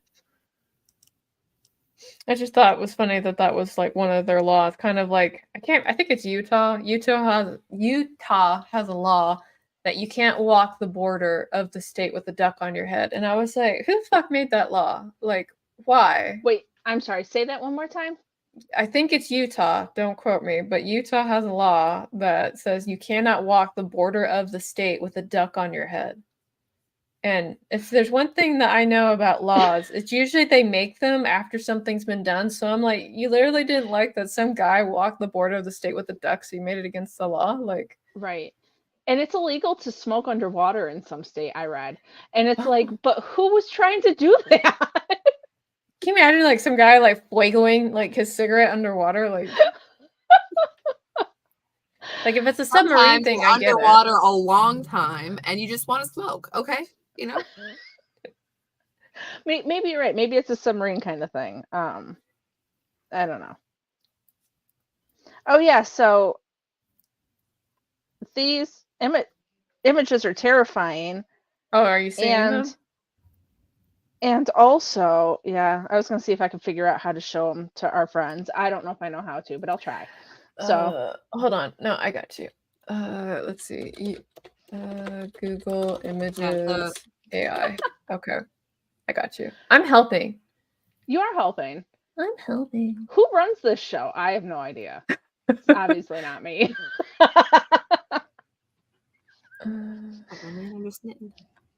I thought I had it. Was it on YouTube that I had it up? Oh, it must have been. 1 second. Yeah, they took it down from like their images real fast. I guess it makes sense for Google to take it down from their own Google images. Yeah. So like, no one can see this. It's like, quick, take it down before they find out. I know.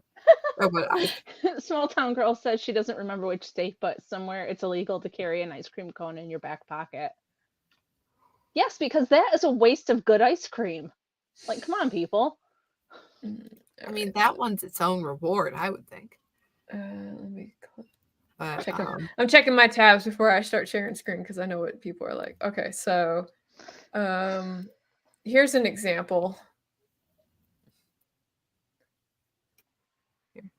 Do I have to do something to? Oh, there it is. Yeah. That's George Washington, obviously. That's a founding father. Yeah, isn't that great? Mm-hmm. So good. Very nice. Yeah. Perfect. Let's see. I'm afraid to click on this, but let's find out. Let's see. Yeah. Oh wait, so depictions of girl with pearl earrings featuring different. Okay. Oh, here's one of the Pope. Yes. Yep, this is definitely the Pope right here. Yeah, that female Pope we had. Yeah. I remember her. Yeah, I remember her too. Here we go. Some Vikings. Perfect. I'm pretty sure this is more Mongolian, but you know, what do I know? Mm-hmm. Yes, the people may not know about the Mongolian Vikings. Oh, here's the rest of our founding fathers in case you missed it. Oh, there we Got go. this one in the back here just for... Interesting. Yeah. Let's see.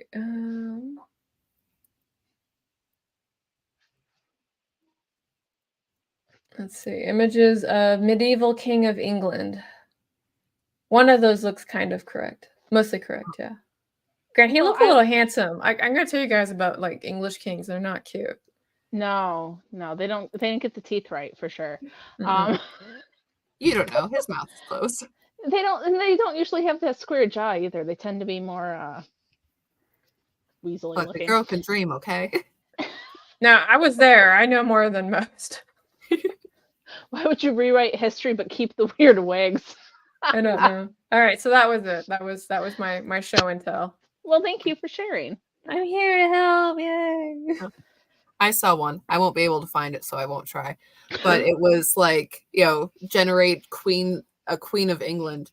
And one of them was actually like Queen Elizabeth. I'm like, oh, okay, that makes sense. And then next to it is, if anyone's familiar with Doctor Who, it was basically Liz 10, who was, a black chick. I'm like, I don't remember that Queen of England. And the other one, it was an Asian woman with a tiara with an afro behind it. I'm like, that's just Somebody's not how that works. here. That's just, I'm very confused here. That didn't happen. It's just the Bridgerton version of English history the whole way through. Yeah. I was going to watch that, and then I realized that I didn't have enough time to be involved. So I'm a Regency purist. I'm terrible. I'm sorry. Yeah. So if you wanted to know, in Tennessee, it's illegal to hunt wildlife from a moving vehicle except for whales. Perfect. I don't know a lot about Tennessee, but I think it's landlocked, isn't it? That's what I was wondering. I mean, I guess if you see a whale in a landlocked state and you're in a moving vehicle with a gun, you're allowed to shoot it because that's terrifying. I would be like, yeah. Yeah. We have enough of that around here. You have kind of the redneck Olympics when hunting season comes. For the record, you are not allowed to shoot animals from your vehicle or just generally shoot from your vehicle. It's not a cool thing. It's dangerous. That's how people get killed. It's only illegal if you get caught. Well, if nobody can find that whale, right? That's right. But anyways, that you'll see people driving around like crazy during either pheasant or deer season, and you're like, oh no, let's just kind of keep the dogs indoors. Real? Oh, yeah. The hell redneck state do you live in? I live in South Dakota. I've never seen anybody driving around trying to get deer crazily. Yeah. Now, it should not be the case because it's not good. You should just stalk them on land like a normal person. But I mean, That's not how here, it happens all the time. although, I don't know, safer in your damn truck with some of the hillbillies out there shooting at anything that moves. Okay, that is true. But I Yeah, think it's here in New true. York, everything is so regulated that people don't even try to shoot things from their moving vehicles because, well, I guess there are no rules here anymore. I bet you it'll happen this next hunting season. Hey, we So, are a little more free to be stupid, which, you know, we are one of the freest states in the union that way. It's not necessarily, you know, you're more free if the rules never existed to begin with, instead of having them and have them be taken away and then know a little more regulation than not. A lot of the wacko rules we never had. So, you know, except you really can't shoot from a moving vehicle. Do not do that. But still, don't be that yeah. guy. No, don't be that guy.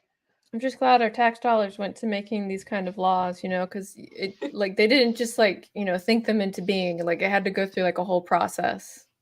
Hours, I want, hours, probably thousands of dollars were involved to make that law. Do not walk the state with the duck on your head. Don't do it. Don't do it. Don't do it.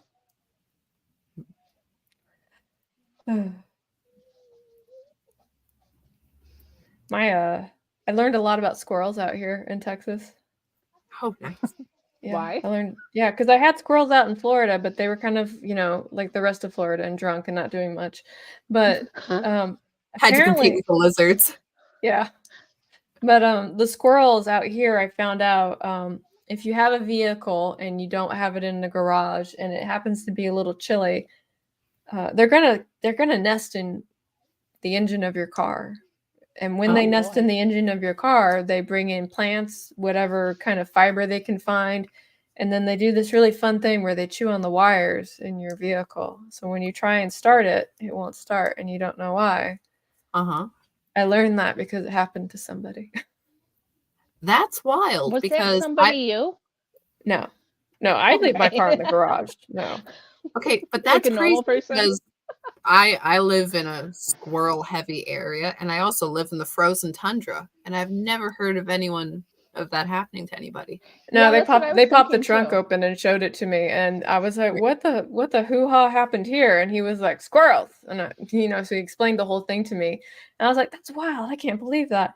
And sure enough, like the guy down the road over here, like has his car out in the corner, which I hate, in this tiny neighborhood road. Right, it's my favorite thing ever. But yeah, I saw like a squirrel like running across the street and pause in front of his car and then disappear in the undercarriage. And I was like, he's doing it. He's making a nest. Somebody stop him. And then I kept driving. Well, I'm helping. You're like, crime, stop that man. You're like, Elsa, whatever. Yeah. so you said drunk squirrels, and it made me think of the story that my husband likes to tell. Okay. And I'm not going to tell it nearly as well as he does because he was the main character in the story. But Okay. so my husband was a frat boy once upon a time. So that meant that for several years he made some really fantastic decisions. Um, and at one point in time, he was drinking with his friends and they were watching the squirrels run up and down the trees. My husband had this brilliant idea that he should take some peanut butter and mix it with vodka to find out what would happen. So he took some peanut butter and some vodka and mixed it up and put it on the bread. And guess what? Squirrels will eat it.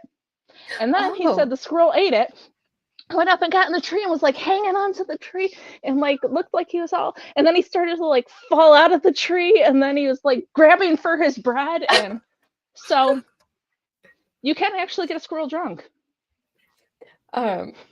There was a time where this one right here, when I haven't been drinking. I'm like on 65 days of not having any alcohol right now. So far dry 24 is going pretty good. But I had a glass of gin with me one time and I was sitting there and I was talking to my husband about it and she got on the sofa and I didn't think anything about it. But then she started licking my gin and I was like, right, like you do. So I had to go throughout that gin. But a couple minutes later, she was just kind of sitting there doing this, right? And then she tried to walk and then she fell down and I was like, I think my dog got drunk. Yeah. I think I missed the part of the story where the squirrel tried to run away and it Oh, did couldn't the make squirrel the try and run jump. away? Yeah. Oh, it couldn't make. Yeah, Oh, like I no. said, I was not the main character of the story, so I don't know it as well. He hasn't told it to me in a while. I'll have to ask him. But like I Drunk said, animals. you make good choices when you're in a frat at a college, and that's You know, what I you never do. did it. I'll have to find out later and get more I stories. never did either, and he tells me these stories, and all I ever say to him is, "I am so glad I met you." Like, well, he After? was in his 30s when I met him, so he was done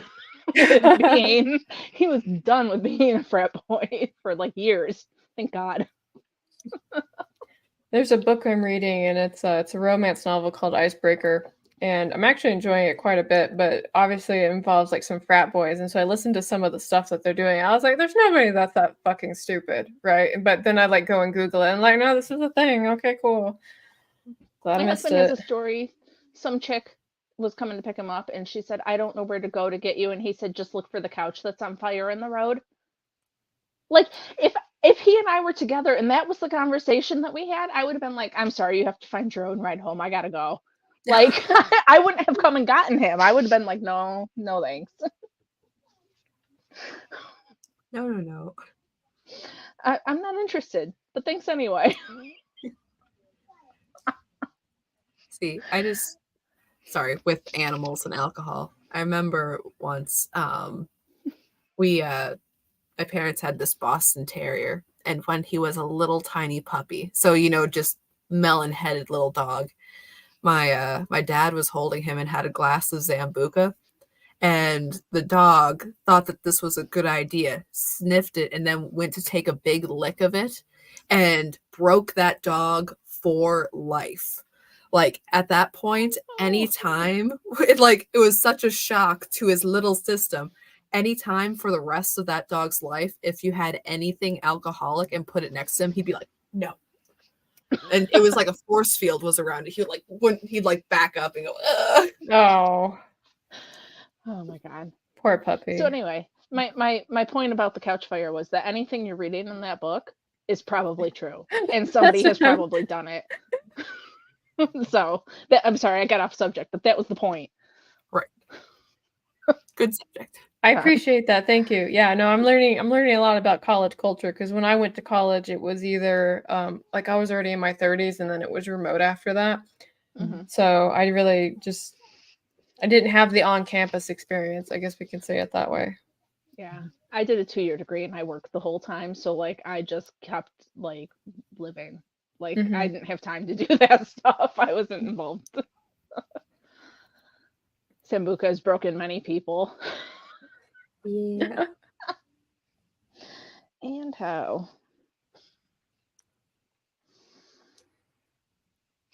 Yeah, I always think it's interesting that like you're allowed, was it like it's socially okay for you to be kind of crazy in college, but then if they catch wind of it like 10 years later as an adult, they're like, okay, well now you have to lose your job. And it's like, wait, what's going on?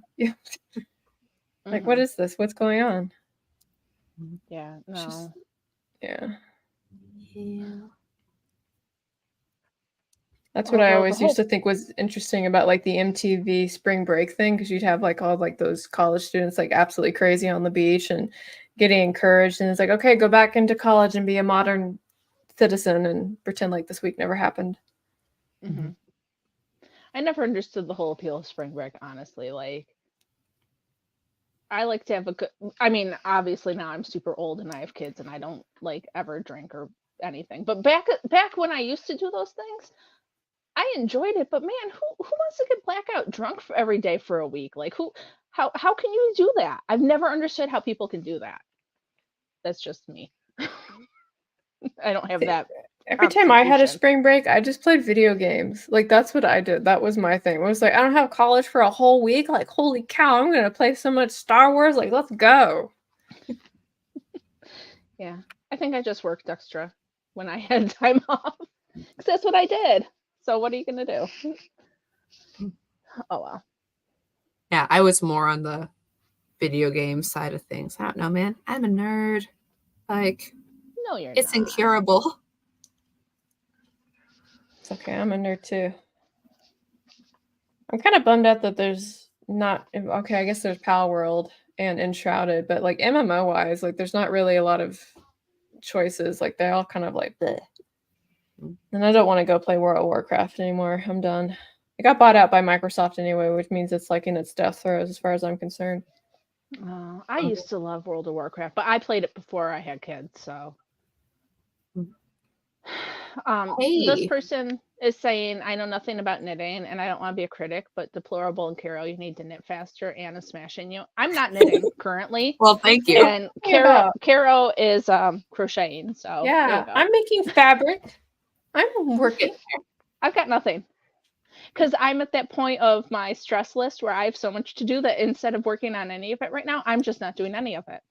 See, I'm that's done. your problem. I'm little probably going plain to bed. knitting would set you right up. Nah. See, I'm gonna go to bed after this. And I'm you gonna have a should great morning tomorrow. You should do a murder knits shawl, which is just like it's garter, but you I'm going to try to remember. No. I know that, but also think at how nice and relaxing you'd have a garter shawl at the end of it. You could say that you were a part of my Mark Schallberg challenge. Go on, please. But also, it's just relaxing, plain knitting, and it's something to do in the in-between. Can you remind me of this challenge again? Like what do I like? Can I just like literally make this and turn it in? Like help me. Yeah, the Mark Schallberg 40-day challenge. It's just called the Mark Schallberg challenge. But it's a challenge over Lent. It's over, I don't know if anyone else remembers the little Chiron thing when Good Morning America was like the Mark Wahlberg 40-day challenge when he had the ashes on his forehead. It's like Lent. I did in fact start this on Lent. Okay, yes, I am doing it. Okay, I am officially in the challenge. Yes. Yeah. I'll just keep working on this every day. There you go. And the only qualification is to be finished by Easter Monday.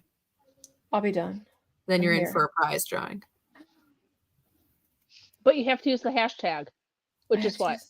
What's the hashtag? Mark Schallberg challenge. Okay.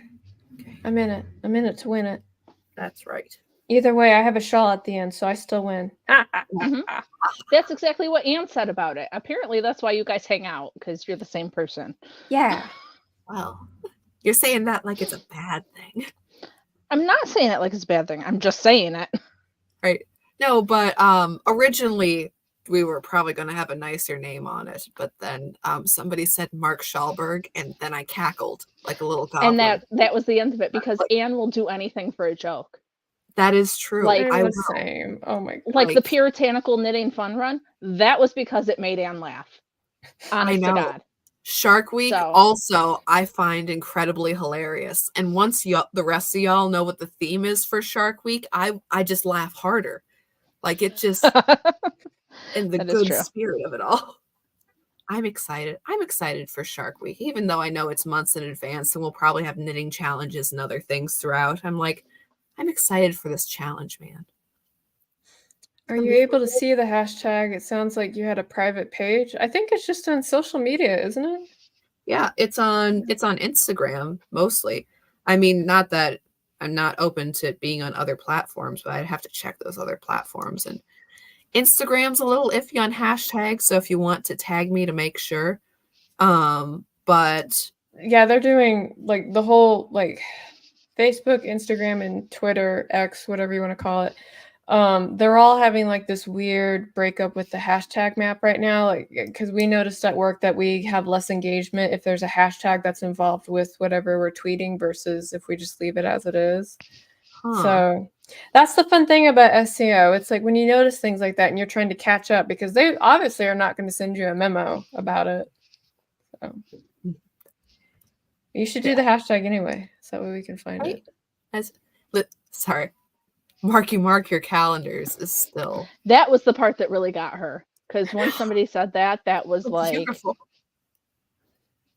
She couldn't stand it. It was just the funniest thing that she's ever heard of and seen. I'm a simple woman, okay? Like, if anyone says something like mark your calendars, I will giggle every single time. Mm-hmm. I'm gonna start doing that in my plan streams. That's what I'm gonna do. Right. Mark your calendars. Let's go. Have Okay, so this was something on a JonTron video, but Mark Wahlberg, when he was very young, did a workout video, and if you can find clips of it, it is the funniest thing. But anyways, Okay. Well, I'm trying to do something. yes, I can see It you. is much harder than when Kiro did it. Apparently, it's not working. Darn it. I don't I know was what I'm doing. I was trying to show the meme, the Marky Mark meme. I'm trying to figure out how to be cooler like Kiro. Oh. But And it's not Katie working. says your challenges are hilarious, but so obscure. When I tell anyone about it, they look at me funny. That's the expression that I get also. So I'm sorry Oh, and then that it's just shut. I'm writing this in a group so that the rest of you get the weird looks too. I apologize for that portion, but it does make me laugh. Yeah. I have to listen to her jokes all the time though. You guys just get them sometimes. And I love Anne so much, and I would say like the busiest person on earth, and all of a sudden Anne will pop up and she'll be like, "Hey, do you want to talk?" Am I gone? No, you're here. Well, you broke up a little bit, but everybody you're there. froze for a second. I see you. I got a phone hear call. you. Sorry. Okay. But Anne's like, I'll be having the crappiest day, and then Anne will be like, "Hey, do you want to do this like absolutely random thing that has nothing to do with anything, and it will make our lives 10 times harder?" I'll be like, "Sure, Anne, that sounds great." It's fun though. It is fun. At least I need it in my life. Like, you want to I do know challenge round? Yeah, well, there's a couple of author friends I have, and at one point they're like, "Hey, do you want to do this book a week challenge?" And I was like, "Yeah, sure, why not? Let's write 70,000 words in 7 days." I'm still doing it. What? Yeah, no, it's called the book a week challenge. So it's just basically where we like vomit out a book in 7 days. So I've done Who it a has couple time of to do times. that? Don't I you make time. don't you work another job? Yeah, I make time. I don't sleep a Don't lot. you like sleep and have a spouse and house and Not during that week. wow. Yeah, That's one of the books. crazy. Yeah, one of the books I wrote. I'll grab it. It's actually my favorite book that I've written so far. And that's kind of like the secret, right? Like you have to write a book that you really like. Otherwise, it's pulling teeth out. But this book, I'll put it in the private chat because I don't think I'm a mod here. But yeah, so this is the book I wrote for my romance pen name, which is Faye Black, and I was on fire for this book because when they were like, "Hey, let's do the book a week challenge," and I was like, "Good, I have the exact book that I need to write for this," and I just loved it. Hopefully that works. Yeah, and I just loved it so much because it's about a woman who doesn't think that she's able to find love again due to a traumatic event that occurred, and how she's able to find it again with somebody that she plays D&D with. So obviously it hits a lot of like those key notes of things that I really enjoy, right? But I have tried to do this challenge with a book that I love like this, and then I've tried to do it with a book that I was just kind of like about, and the book, like I probably got like maybe 30,000 words into it, and I like threw the towel in on the challenge because like I don't love this book enough to write it like that. So that's definitely amazing. Yeah, but I love that book. I love it so much. It's probably my most favorite romance that I've written so far. It's fun. Yeah. I know we're not quite to time, but my phone is blowing up, so I'm just gonna go make sure like everybody's a-okay in my life. So, all right, I'll see you guys. Okay, bye. Bye. Be safe. Okay. I hope everyone's all right. Okay. Not gonna stress out at all. It's okay.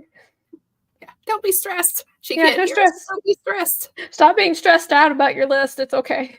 It's all right. We're all good. I can't talk. My list is huge. My list is probably not as huge, but there's still a list. Everyone's got lists. All kinds of problems. There's a fun I've been enjoying talking about this book, and I know we probably got like 5 minutes left, but I'll be really quick about it. but there's a book I read, and it's called Super Better, and it's about how to gamify your life, but just for yourself. Like, you don't gamify it like with other people, so you don't have to worry about the hyper competitiveness that sometimes comes with those environments. But Mhm. I really liked it because it was written by Jane McGonigal, and she was trying to recover from a really severe concussion that she got. And her her road to recovery with the medical path was don't do anything, like no reading, no writing, no games, no Ooh. walking outside. Yeah, like everything would trigger her symptoms kind of thing. Uh-huh. So she ended up turning her recovery into a game so that way she could get through it. Because when you suffer that kind of, like, I don't want to call it a TBI, but that kind of impact on the skull, Mhm. it will affect the rest of your brain to the point where it will like give you self-deleting thoughts to that Right. point. And she was having that, so she was like, I'm not going to do it. And so she, in the book that she wrote, Super Better, she talks about tactics for kind of changing your approach towards things that you're working for in life and turning into a game, and how you create the obstacles that are in your way, you turn them into bad guys, and you make strategies on like how to fight them and stuff like that. Right. So I almost wanted to talk more about that book, but I didn't think it was super appropriate when we're talking about a daunting to-do list. So Well, put the to-do list into levels, I guess. yeah, like I'll have to send you a picture of like one of my spreads later. I don't, because it's not a planning stream, and kind of like how I do it. And I honestly, I think I'm like on the second week of this, and so far it's okay. But I never really know if a system's gonna stick until I'm about like, I want to say probably at like the 90-day mark. That's always like the make or break, because you've got your honeymoon phase for about the first 3 weeks, and then you run into like the friction points after that. So Mhm. And I'm just over here like, golly, you're committed. You're like, no, I've got to stick with it for 90 days to see if yeah. it'll work. I'm like, wow. Well, I mean, and that's just how it is, because it takes about 60 days for you to develop a habit that you can just do automatically. Mhm. Like a couple of years ago, I had really, really bad depression. And like to the point where they wanted to put me on pharmaceuticals. And a Ugh. thing about me is I'm not really big on taking antidepressants, because there's a lot of stuff in there that will have side effects. And I know that in those times you should take the medicine, but I had, beseeched to the doctor. It's like, can we try like the natural remedy and see how that goes, and then we can revisit this in like 30 days. And she was Right. agreeable to it. So I had to make a habit of, finding some kind of daily exercise. And I don't mean like going and running like 2 miles or stuff like that. I mean like literally going out, walking to the end of the driveway and coming back, like just basic stuff like that. And so it was, I started off with walk to the end of the driveway, make my bed, and stand outside at one point for that natural sunlight thing, because I was inside all the time. Right. And so it started there, and it built up once I was in the habit of doing it. But like it was so bad, like, because like making bed, brushing teeth, walking to the end of the driveway, like you don't think that that's like a really big drain on you, but like when you're like in like the pits of like depression, like just rolling out of bed is probably like the most arduous task that you're going to have that day. So Mhm. yeah, I almost wish I had the Super Better book at that time to kind of help me, because I am a gamer and I do like approaching things with a game mindset. But yeah, I just went with the Atomic Habits route instead. But I'm still here, so it worked out. Yes. Yay. Yay. Well, I have this app on my phone. It's kind of okay, mostly I do it because it's a cute bird, I'm not gonna lie. But it is kind of a mental health app sort of thing. Oh, I know what It's it a, is. yeah, it's called Finch. Yes. Yeah, I Yes. know Finch. Yeah. And yeah, that even though it's, asks you your pronouns and everything, you know, insert as rant on pronouns here. But it's a little bird, and you have your to-do list. And one of the nice things, if you like phone to-do lists, which I'm not super fond of, but there's a cute bird in it. And it will like give you some prompts that you can put in your own to-do list, or if like something only needs to be done 2 days of the week, like you can just put in those 2 days, and if you haven't done it, it will roll over to the next day Mhm. and that sort of thing. And if you do your to-do list, you get like little gems and you can have a little outfit for your bird and, send your bird to other people in the app. And it's all very adorable It's very and cute. generally a good time. Yeah. But yeah, one of those, like, you can have a tab over and it will go like 4 difficult days. And it's just like, get out of bed, drink water, just survive. Yeah. Like these sort of things. Like, okay, you have some things on your to-do list. It's okay. You can check them off. They're fine. It's okay. Don't worry. Yeah. Yeah. And then one of the other fun things that the book does is it's got like power-ups, and the power-ups are things that will energize you. So whatever that is. So I like hugs, right? So I'll like go randomly hug my husband. And, dog cuddles, go stand outside or eat yogurt or something like that. Those are things that you typically make me feel good. I try to not have too many food things on there just because I know if it turns into like that, like I'll just always be eating, then I have a very different problem for me. Right. So yeah. It's a really good book. I recommend it if anybody is curious about gamification and trying to tackle things with the game mindset. Sounds cool. Yeah. Is this the 2-hour mark? I'm not sure. We're coming up on the 2-hour mark. Oh, okay. And it's a pity that DK had to go, because I was going to mention that you doing the Stardew Valley streams. She's also a big Stardew Valley fan. What? I know. I didn't know. I love Stardew Valley. I love it so much. I know. I do too. I was absolutely determined to get Harvey as soon as possible. Like if I had like 500 like gold, I was immediately going and buying a coffee to get him. Like I was not messing around. Like it was like I should be buying seeds or other things right now, but I was like coffee, Harvey every time. It's like all of my money to get the guy. I gotta get the doctor. But for a while, before I got the laptop that I currently had, I was saving up for a better quality one, and I just had this really, really terrible pawn shop laptop. Like nothing would run on it except for Stardew Valley. And I love Stardew Valley, but it's like literally this is the only game I have because it's the only one that will physically go on this machine. So I played a lot of Stardew Valley. I like Stardew Valley. That's my go-to game if things are arduous. Like when Yaira drops at work, as soon as like the work day's over, I'm gonna be playing like a couple hours in Stardew afterwards for sure. So like everything's gonna be calm, and we're just gonna go gather some wood, and it's just gonna be a nice time. I'm just gonna go into the mine and fight some monsters and get some more and get my house upgrade. Everything's fine. My email's at 104. That's okay. That's fine. It can wait. I gotta woo Harvey. Let's go. Right. Yeah.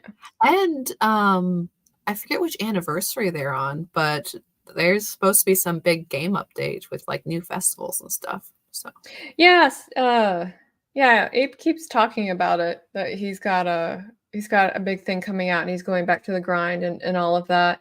He's also got like another game coming out called the Chocolatier or the Chocolate Factory, and I'm really curious about that, but he's kind of gone back to doing more updates for Stardew in general and not just working on the new game. So I'm not quite sure where he is on that. But as long as I have Stardew, he can do whatever he wants. That's fine. I think it's called Chocolatier or Chocolate Factory or something like that. I don't know. Sounds fun.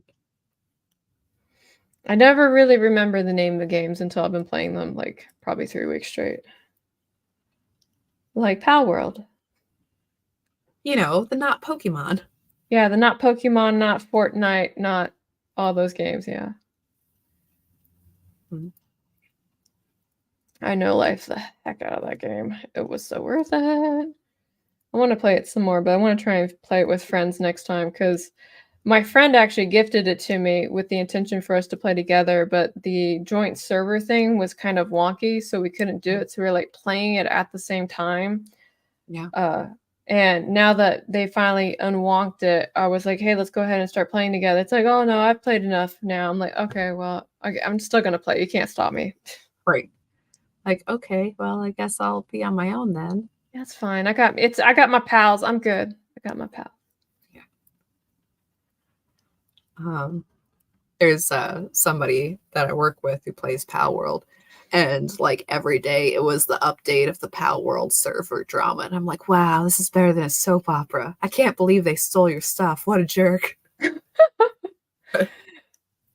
I've been meditating a lot on like the drama that happens in various communities and how people are able to monetize it and make money off of it. And initially, we're all like, "Oh, it's just harmless. It's not hurting anybody." I'm like, I don't know. Like, if you can make money off of it, Yeah. You kind of want to perpetuate what you can make money off of. yeah. Like for the longest time, people used to buy the gossip rags because it was just harmless fun to read about dirt that was happening with celebrities until you realize that people were just making a lot of it up. Like Angelina Jolie, for the longest time, was always suing one particular magazine because they kept taking things out of context or making up stories, right? Mhm. Yeah. And it was multiple lawsuits. So it's like in my world, I'm like, if you've gotten sued, like, I'll be generous. If you get sued 3 times for the same thing, maybe you should stop doing that thing. Like, And they're like, nah. nah, they're like, let's do it again. Yeah. Which is, the real freedom out there is a rag newspaper who's like, nah, we're just gonna keep doing it. Well, yeah, I mean, like, it's so crazy because there's I was reading up on another lawsuit that had occurred within like the comic community, right?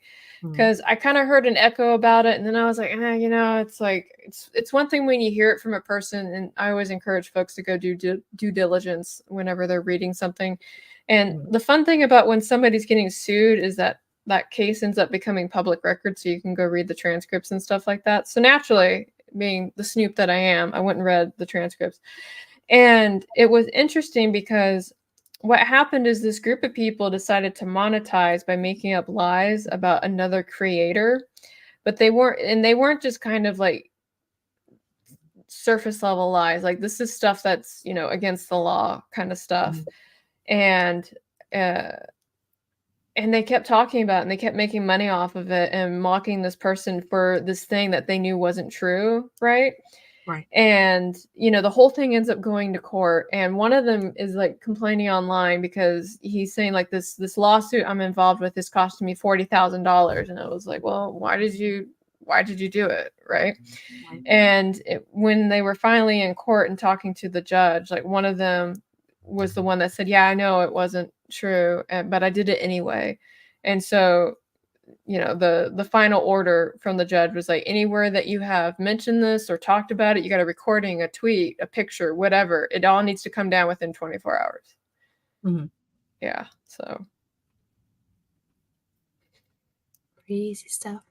yeah. But yeah, and at that time everybody was like, oh yeah, I'm just gonna hate this one person because it's harmless fun, right? Yeah.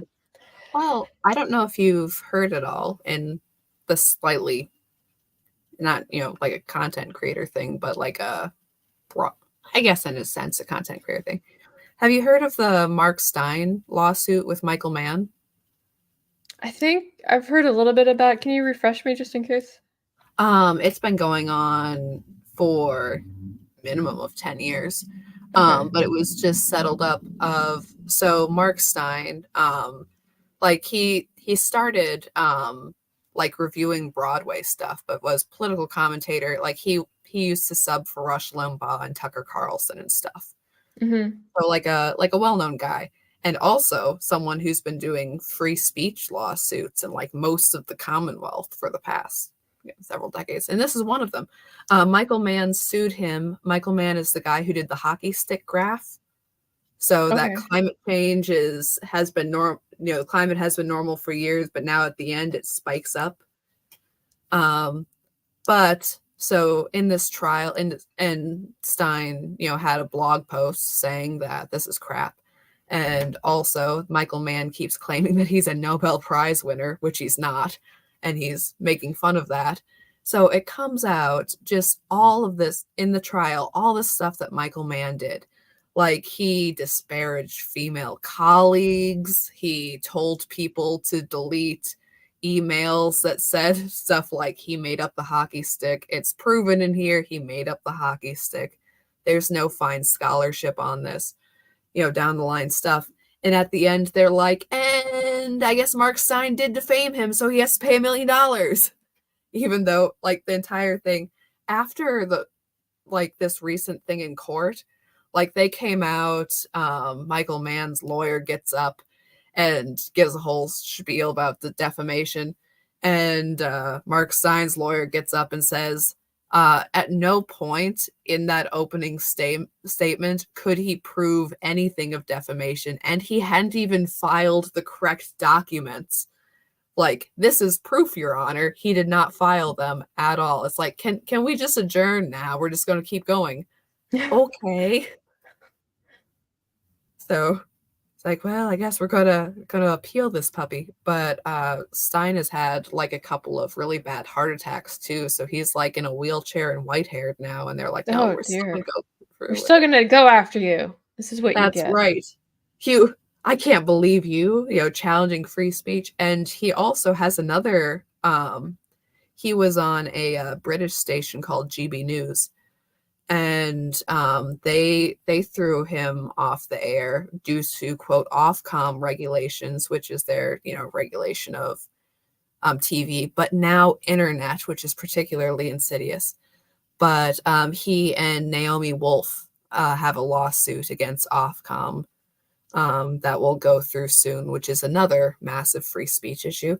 And and Ofcom is also, because they control the internet, they are also that I think it was on Side Scrollers. I'm trying to remember it now, but it was video games basically reporting on the people playing them. Like, if you say something in voice chat that isn't PC, that the video games will report you to the online watchdogs part of Ofcom. So that's all together and connected. So, free speech is important. War on gamer words. Oh my goodness. Exactly. It's like when I think it was for Call of Duty that Xbox said, like, we'll kick you. Yeah, you're not. Yeah, that's where the gamer words really are. I know. And that it was like you get kicked out after I think 6 or 7 was your limit. So it's like, so choose them wisely, kids. Yeah. But no, it's a huge free speech thing. And Mark Stein was kicked off GB News for questioning vaccine efficiency, that only one opinion was allowed on British Airways. He pushed back against that. He had a lot of vaccine injured people on his show, and nobody else would. He did. And Ofcom took issue with that. And GB News and the Big Butch Free Speech Union folded like cheap lawn chairs. So, crazy world. It's all good. Crazy. Yeah. And just shake my head. Anyways, so there's my rant. And video game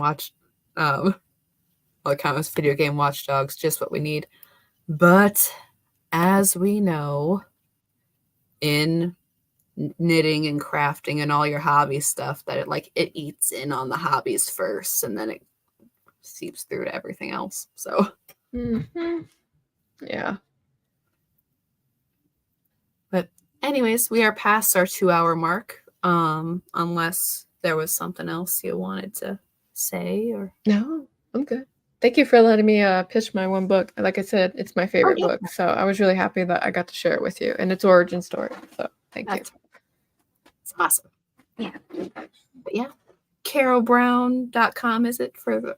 That was adorable. Yeah, she just rolls up in her chair. Yeah, we have 3 of these. They're all for her. None of them are for me. carolbrown.com is where you can find all things Carol Brown. I have a YouTube channel. I have it's called a Ream account. So if you're looking to do any kind of like monthly support, I've got tiers at like 3, 5, and 7. I couldn't go lower than 3. The platform said I had to start at 3, so that's kind of what it is. So I will probably be very busy for the next 3 weeks, but I will still come here and be friends and knit because I'm gonna need that time with you guys. I really am. I feel it in my soul. Well, So. I am very excited for what you're about to be busy for. Yeah. It's So, gonna be great and crazy, and it's gonna be. I'll talk more about it once we get there. I never know what I'm allowed to say because NDAs and stuff like that. exactly. I wouldn't want Andrew to come down and you like a bag of bricks. So. Yeah, he just suddenly show up in like the stream, being like, "What are you talking about?" I'm like, go away, Andrew. What is this? Letting secrets slide to the knitters. How dare you? All right. Anyways, I will end the stream. Thank you everybody for watching. Check out, like I said, check out Caro's stuff. Check out our interview with Polka Dot. It was really cool. And all of our previous stuff. And see you next time. Yeah. See you guys. See you soon. Bye. Come back. Come back and make knots with us. Yeah. Do it. That's right. Yeah.